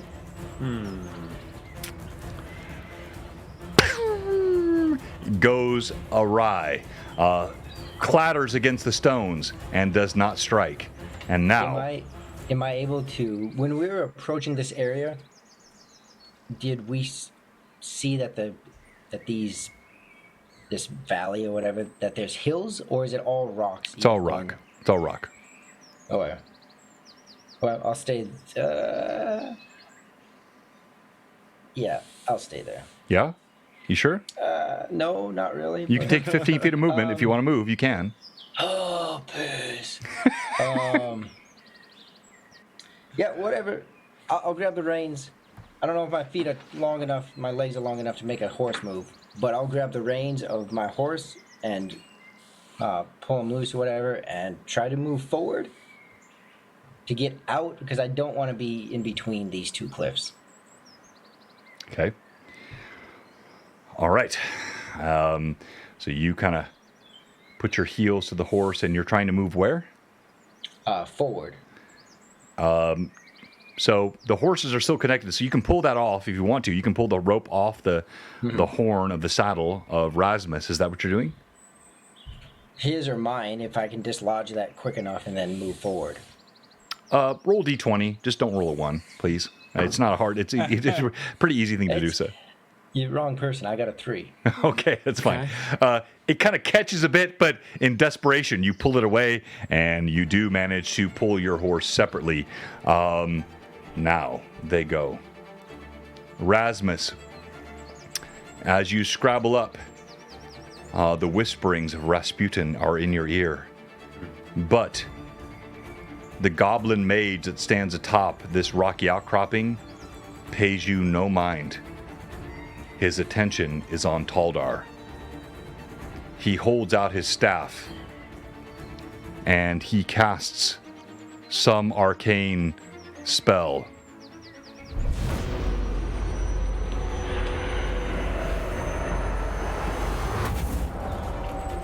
Taldar, please make a will save.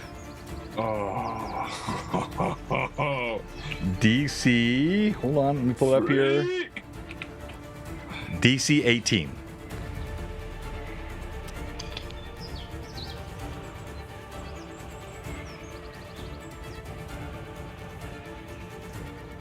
Oh, no. 19. Oh, that was so close. So I close. just want to say that is because I am raging that I was able to do that. You Otherwise, I feel- would have failed. You feel the touch of the arcane on your mind. As your rage roils inside you, you feel it boil up, and you resist. Briefly, you feel a sense of enmity with Rizia, Yeah. with Anaho, with Elora. But you quickly realize this is folly, and you fight this off. Well-resisted charm. Nicely done. All right, now, the rest of the goblins, they fired. This one here, magic missile kicking off, and that goes straight toward, let me roll the d6. Oh, that's toward you, Rizia. Sorry. And no save. No save on this. You take 113. Wow. 9 points of damage. Twin bolts strike. They sizzle into your body as the blood splatters the walls. This one, with his arrow, fires at... Oh, that's toward you, Anaho. As you are sort of moving toward the wall, you see this one fires arrows at you. And 2... One hits, one misses. You take 3 points of damage. Go ahead. AC is 17. Yeah, I know. I have your AC. Okay. Yeah. The first one was pitiful, 7. Second was a 16 plus 2, so a hit. So, boom, an arrow strikes you in the thigh, and as it does so, the pain blossoms in your thigh. You take those 3 points of damage, and now we go to the other archer on this hillside, and this archer is firing toward 3 would be 1, 2, 3. That's going to be toward Taldar. Taldar, 2 arrows fire.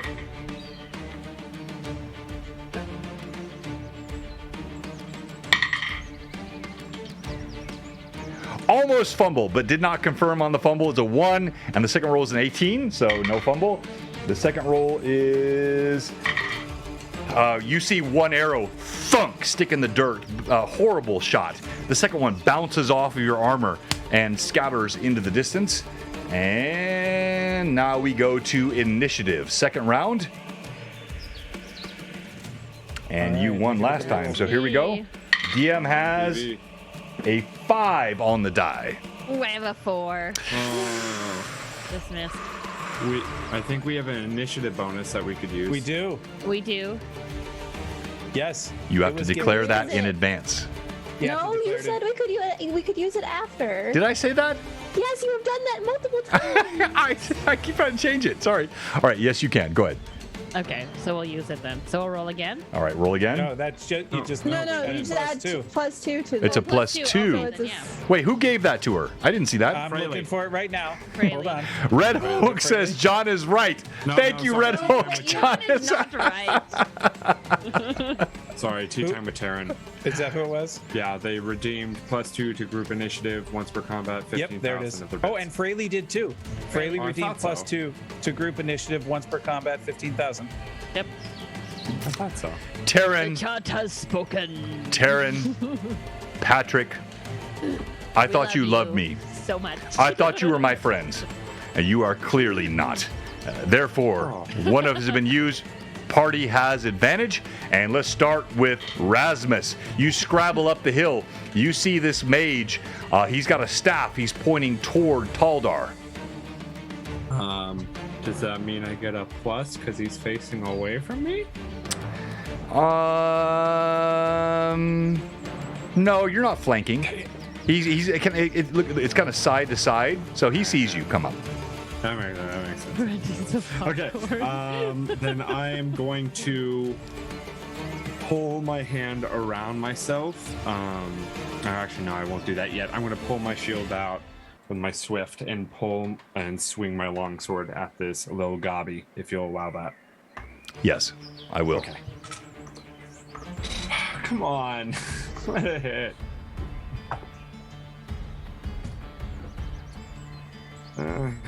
That's not looking good, folks. That's going to be a 14 to hit. That hits.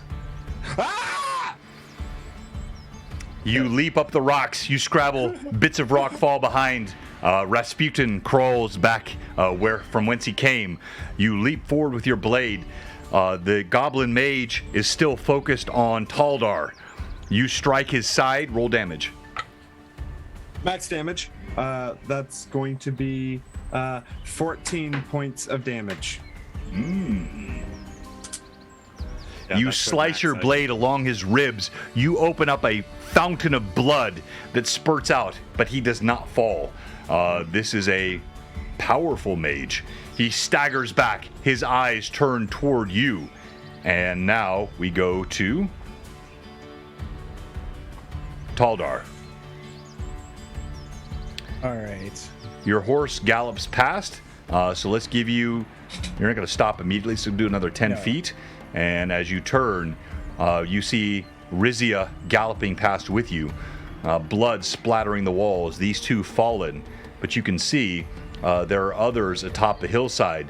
Rasmus battling with this mage, another mage atop here. Elora stands in the middle of the path, and there is, you can barely see the furry feet of Rasmus scrabbling up the side.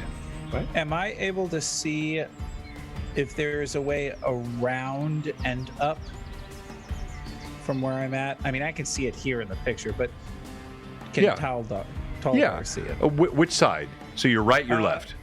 Looking at the screen right now, the right-hand side, the opposite side that Rasmus went. Yes. Roll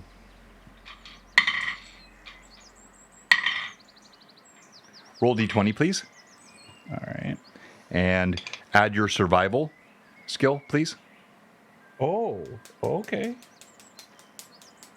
Survival. Oh, that's okay. That's an 18. Yeah, you can see the rocks are heavily pitted and craggly, but easy to climb up. You're confident you could leap up this and get here in a few seconds. All right, so that's what I'll do then. Is I will ride my steed over and attempt to scrabble up the rock.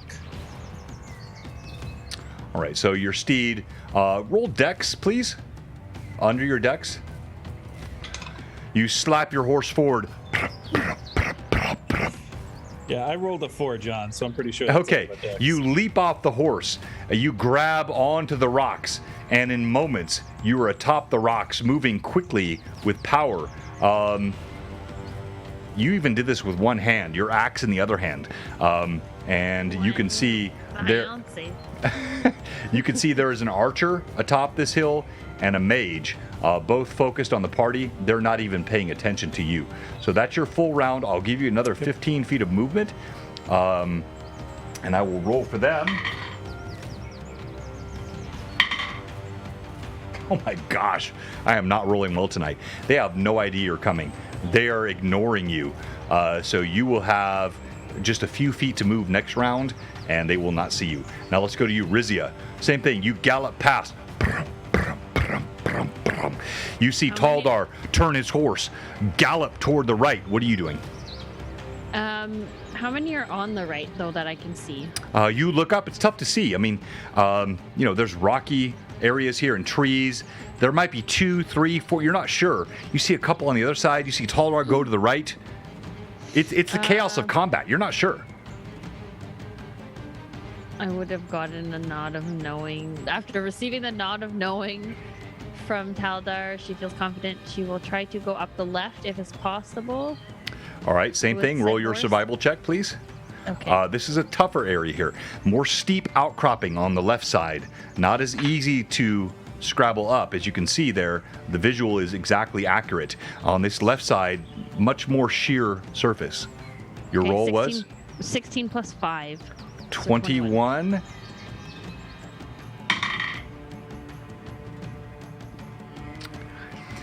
You leap off your horse. Roll dex, please.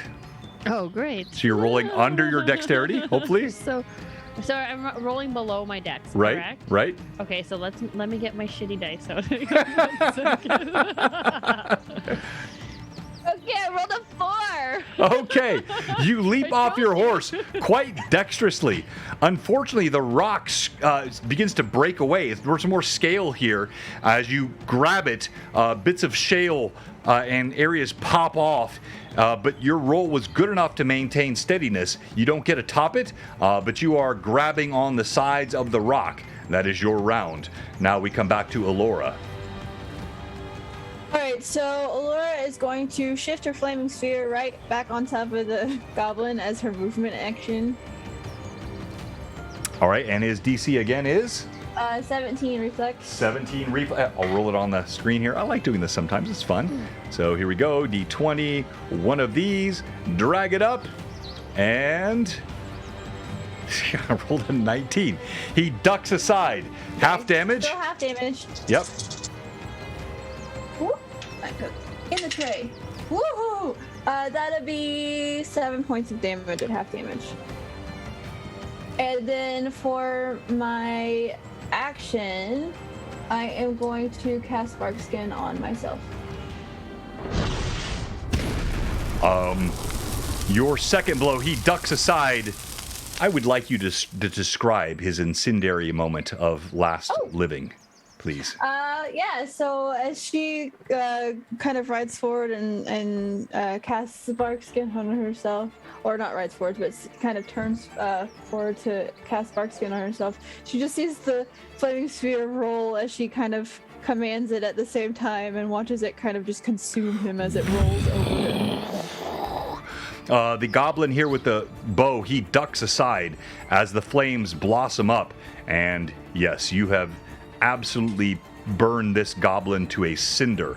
Now we go to Anaho. So I can see Taldar up this cliff, right? Yeah, you see Taldar go up this left cliff. You see Rizia run toward the right. You can see Rasmus. You hear his voice up atop the hill. Mm-hmm. But, okay. Have the horses stopped? Has my horse stopped? Yeah, I mean they're all reacting. Obviously they're nervous. They whinny, but they are concerned. But they are still well-trained horses, and they respond to your commands. Okay. So I'll aim in on this here goblin. I'm aware that there's goblins on the cliff above me. I just don't know exactly where they're at. I see Taldar approaching, so I'm going to continue to heat the attention of this goblin. I will yell to him. I just sent you what I yelled, John. So you'll hear Anaho just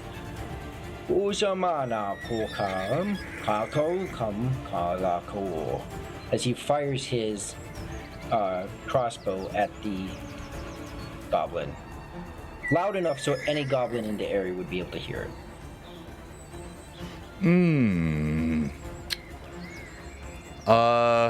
Wow.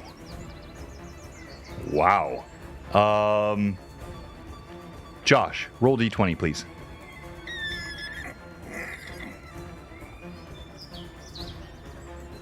Natural 17.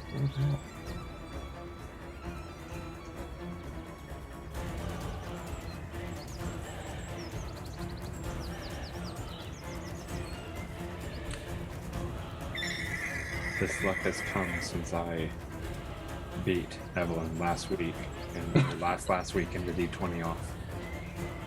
This is what happens. I've slowly siphoned her power. Oh, the Highlander. All right.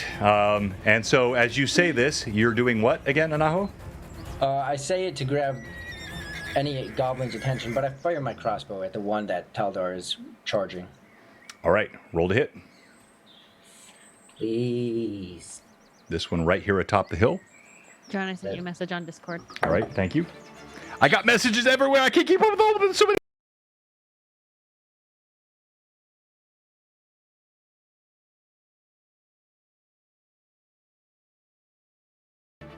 Sorry, I got too loud and killed my own audio, so. I got a 12. He was so excited. A 12 total? Yeah, 12 total. Your bolt clatters across the stone, missing the leg, and goes off into the woods, missing. All right, who has not gone this round? I think everyone has. Elora, you went, right? Mm-hmm. All right. It is their turn. Here comes that nat 20 on Rasmus. Rasmus, this one Bring out the sees you moving up. Hold on. All right, gotcha. Sees you moving up, and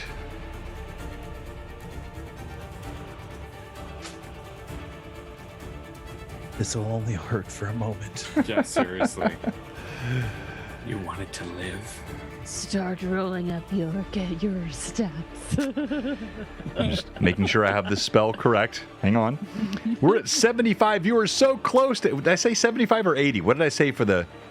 I said 80, right? For the. Yeah, okay. Sure So 5 more for the Fizbin's book, but we're already giving away, of course, the Mike Disney painted mini, and hopefully. You said 22. Hold on. All right. Dance party. Rasmus, I need you to make a will save. I think I have a good will. Otherwise, you jumping off a cliff. DC Yeah, 15. Probably. Okay, I've got a. All right, Will. Come on, please don't. I've been rolling so well. Please. Okay, another natural 17. Nice. Plus 6. That's a 23. The goblin points a green, bony finger at you.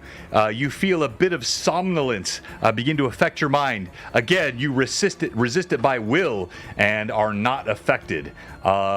This one atop here turns, seeing Taldar rush at it. It points an arrow point blank at Taldar. And let's just do it again. I'm enjoying this. Let's do this here.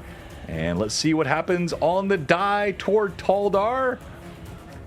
Pew! The arrow flies away, missing badly. Taldar, you bat it out of the air. It does nothing to you. And then we have... Whoa, what's going on here? There we go.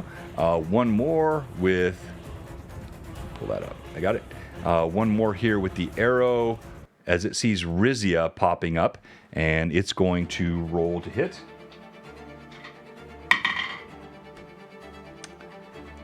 Rizia, you hobble up. This is the first time you've really pressed your ankle and your leg since you broke it. And there is pain that shoots up, goes all the way up your hip, through your spine, vibrates. But you laugh as the arrow clatters across and misses you badly. And now, your turn. Oh, it's time to roll, isn't it? Initiative. For initiative? Yep. Oh, okay, I lost, so it goes to Rory. DM has a 5 on the Oh, die. yeah, I did. Ha ha ha ha. Okay, here we go. Here we go. 6. No, really? Yeah, 6. Ah! Let's go. All right, Come on. Rizia, as you leap up, you feel pain shooting through your leg. But this goblin is hastily trying to knock an arrow. Its bow is shaking in its hands. As it pulls it back, you are on top of it. Roll to hit. Okay, I will also enter rage before I do that. As I feel like the pain, hang on, like I'll explain it. Let me roll first. Let me see if it's before I start explaining. Nat 20. No way! Really? Yeah. All right, roll again to confirm. Roll to confirm. And if you have any bonuses from the viewers, use them to help you I do confirm. have a bonus, yeah. Okay, so 9. Oh no, that's a 14. 14, 15, 16. I have 5. So that's you add 5. That's So that's so 19 5, plus 19. 1, 20. You use the bonus you had as well. Yes, yeah. That is a crit. Please roll percentile dice. Do it. Yeah. Show Josh what he's missing. We use these.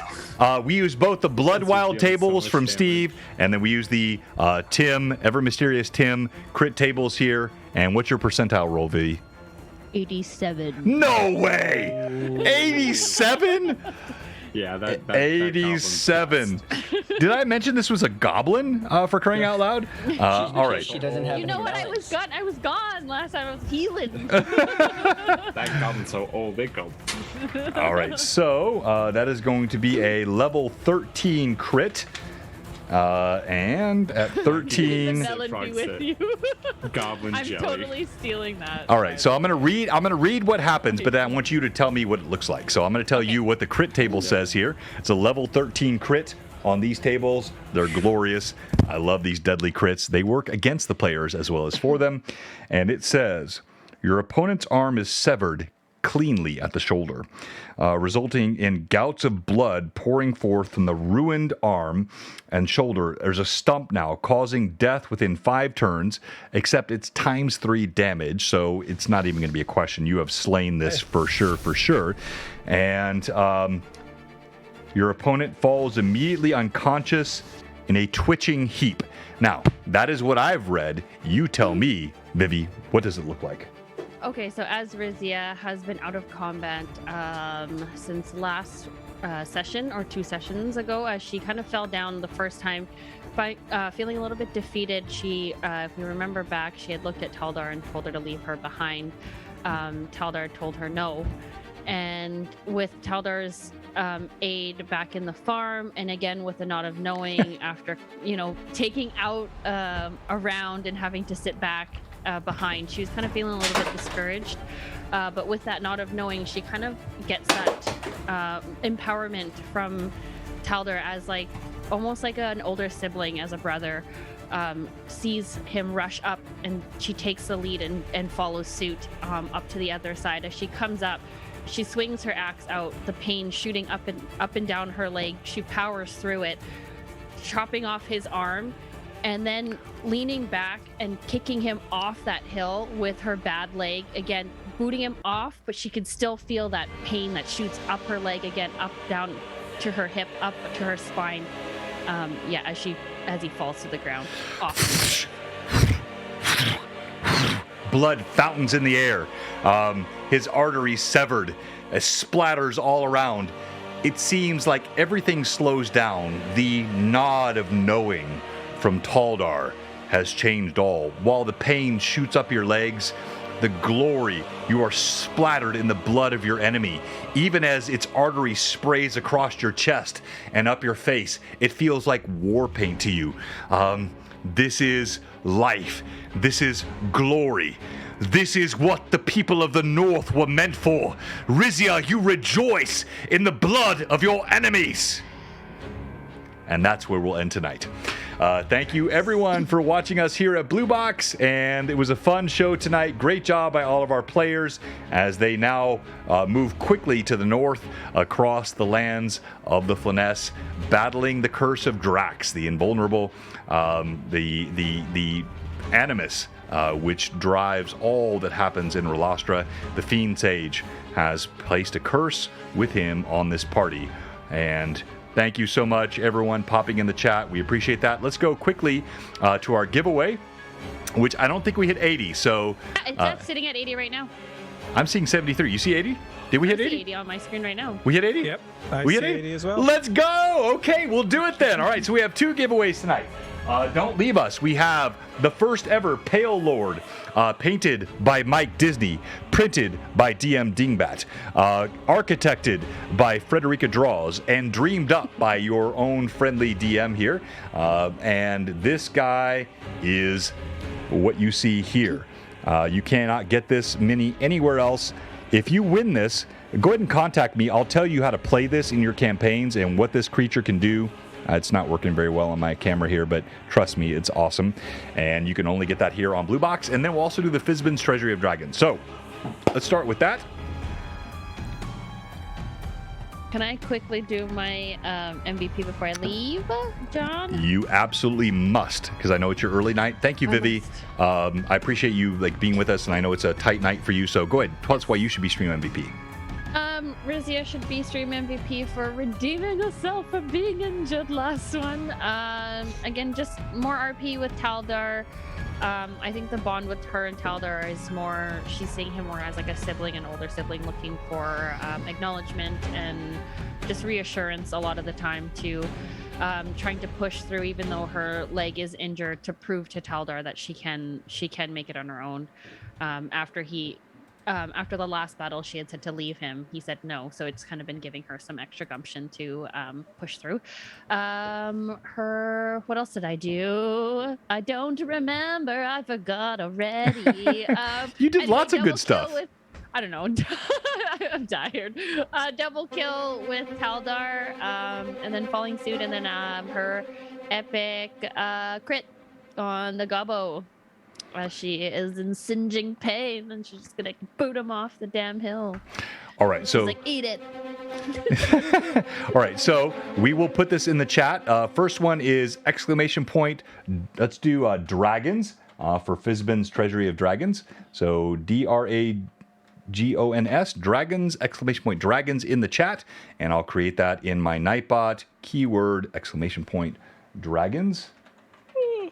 Oh. And then we have why Vivi should be Stream MVP. And Vivi, I'll assign someone else to roll for you. But thank you so much. Great job tonight. Get off to work. Please don't kill your camera because it will mess up everything. But we'll make sure we don't, show you anywhere what you're doing. So just have a good night. It's okay. There's really nothing behind me but a wall. So I mean, go ahead and stare at the wall. Bye, guys. Baggins and dragons. That's right. Baggins and dragons. Bye. All right.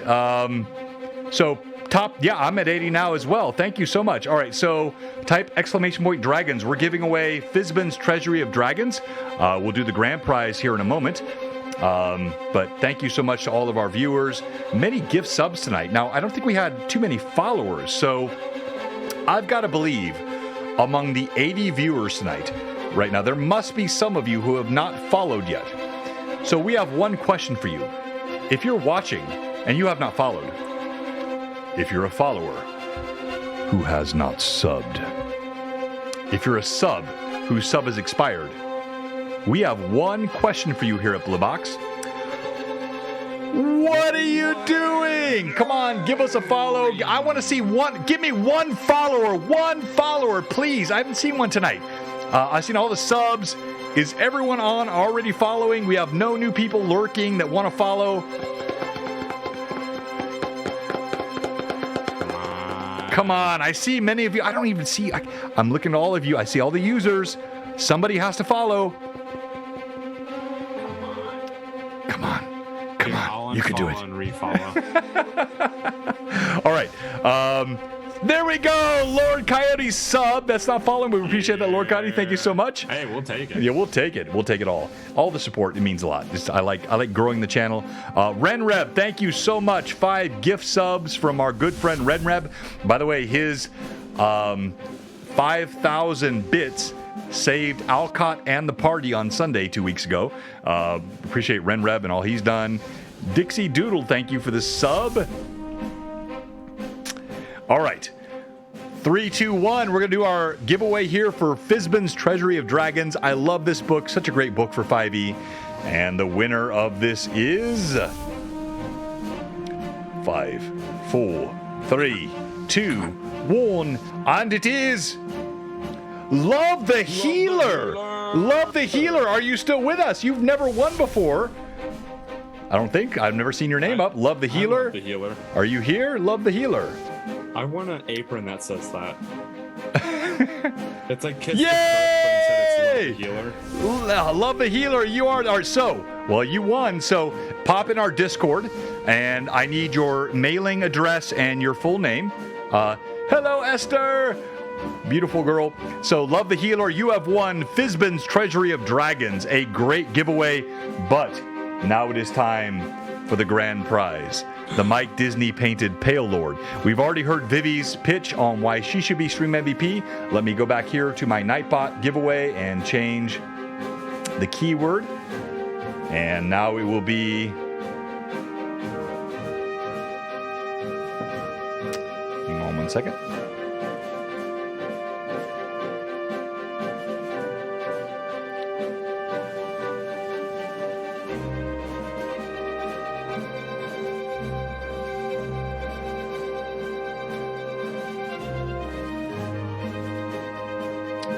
And this keyword will be exclamation point pale. So exclamation point pale in the chat. That will get you into the Mike Disney Pale Lord giveaway. And you know you want this. It is glorious. All right. Let me kill the music. Anaho, why should you be Stream MVP? I should be Stream MVP for a couple of reasons. You see, one is because there's been more that came out about Anaho, such as he's never ridden horses, and he's not used to seeing them. The other, in fact, they're not in his area of living. The other is that I managed to get the DM to go, oh, you did what? You did, yes. All right, well played. You will be rolling for tonight. Chaosic! Chaosic has been super active all night long, given many subs, been following since February, and I've had very few followers jump in with both feet the way Chaosic is, so I'm so glad that they are in the potential for the giveaway of the Pale Lord. And of course, now we need to do Rizia as well. Who's going to roll for Rizia? It's only right that it's Evelyn. Oh. Okay. Well, I think Terry's raised his hand, and yes, there is clearly a bond between Taldar and Rizia. Taldar, Rizia's rolling for Feed Me 22508. Brand new follower today. Feed Me 22508. Are you still with us? You must be present to win. If you are, you've also been given a gift sub, I believe. And that means you get 2 dice. Show us your face. Show us your face. Feed Me 22508. Are you here? If you're all here, you have a chance to win this great Pale Lord. There it is. There he is. Well done, or she is. They are. Welcome, welcome, welcome. Awesome. Hello, Natasha, all the way from the other side of the world. All right. Evelyn, why should Elora be Stream MVP? Elora should be Stream MVP for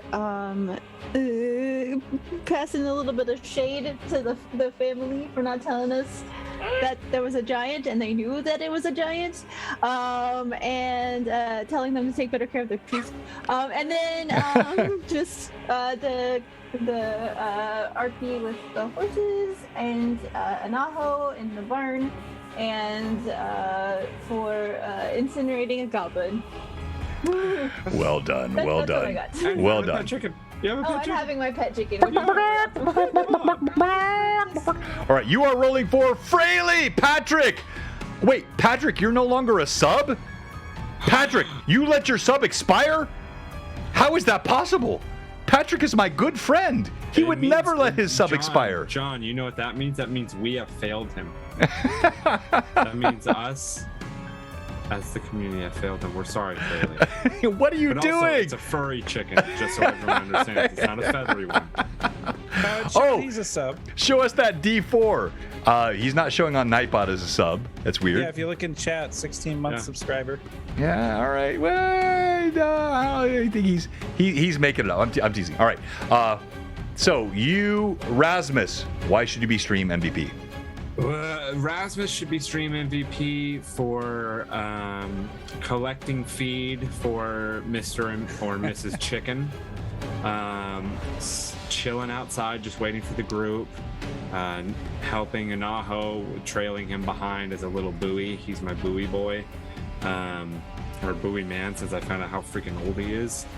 And then being able to succeed on scaling that cliff.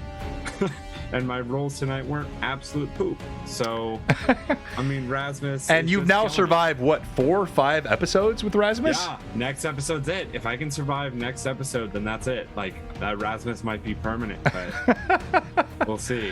All right, so Josh, you will be rolling for tonight. Come on. Rolling it here. Still time. I'll give you 5 more seconds. Exclamation point Let me roll for pale magic. in the chat. Yeah. Roll for magic.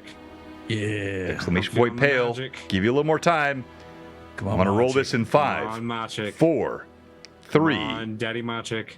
2. Magic number 1. And don't leave when I roll this, because we want to raid well, and we appreciate all the support tonight and the last potential winner, 2. Well, no, because I haven't done mine yet either. Yeah. Oh, right. Sorry. No, that's fine. All right. Nope. All right. You have Red Hulk. Red Hulk, of course, deserves to be because he always says John is right. That is the best chat we receive every single night. Thank you, Red Hulk. I'm sure you're still here, right? Just pop in the chat and let us know you're still here. And he is a sub, been following us since late October. Of course, Red Hulk is here. And remember, John is always right, which means Josh is going to roll well. Why should Taldar be stream MVP? Taldar should be stream MVP for a variety of reasons. First off, he started tonight's adventure by walking. And that's very important in his backstory, I think. Additionally, he asked about the Goblin Head. And we got a little information about those crazy adventures now playing house. Then he got us some horses. And he made friends with a horse, which I'm very excited about. Yeah. Don't worry, a name will be coming next week. Short win? No. New name. No, I'm saying short win. And then Taldar teamed up with the other barbarian, the famous Rizia, to take out goblins in a single swipe. And then he managed to ride on the back of a horse and leap to the sides of a hill before scrambling to the top and looking glorious all the while. He did indeed. Well done, sir. Well done. And the Colonel Fuzzy Chicken, finger-licking good ladies, is up. The fan art from Pat Draws is always epic. Thank you, sir. And you will be rolling for tonight. Hulk Smash Pale Lord. Well said, Red Hulk. And Josh.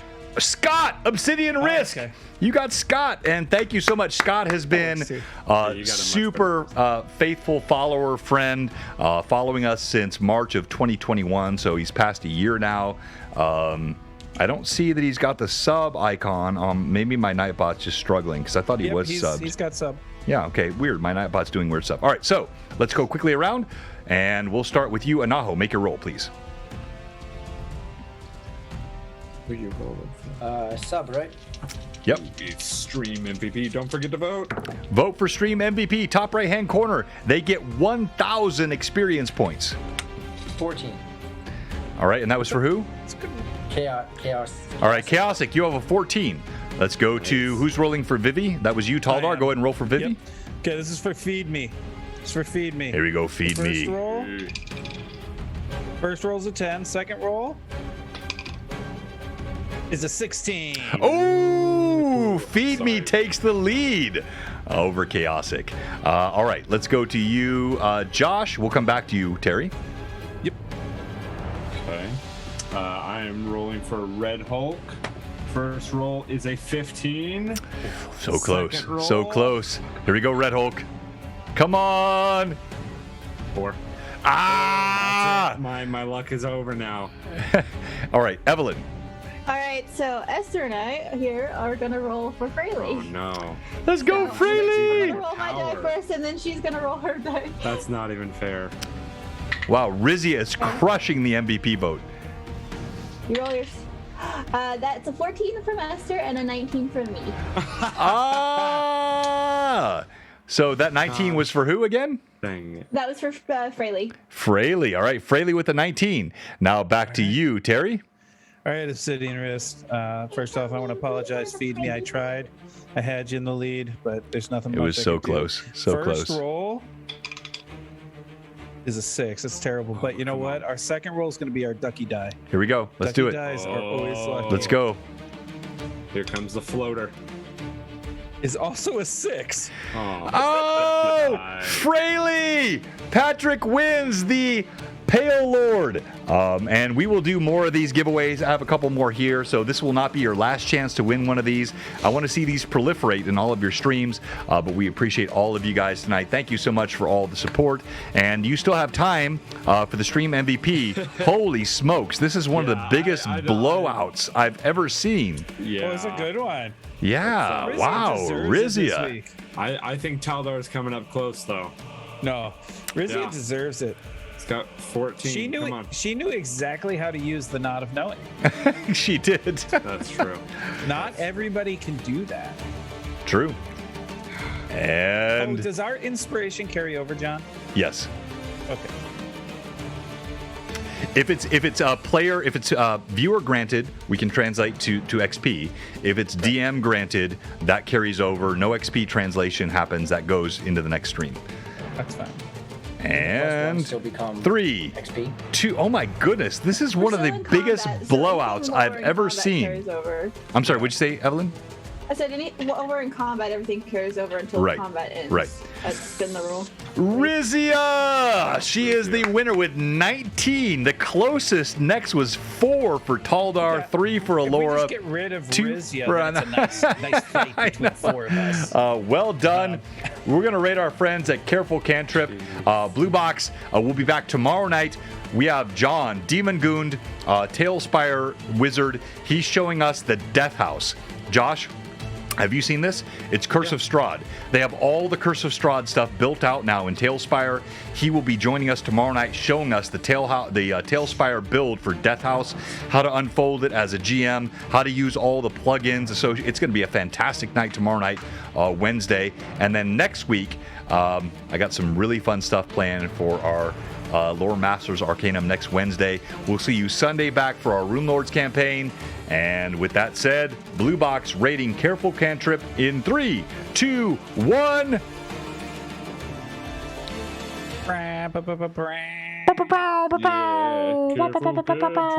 Rating was 63. Wow, great raid. Thank you, everyone.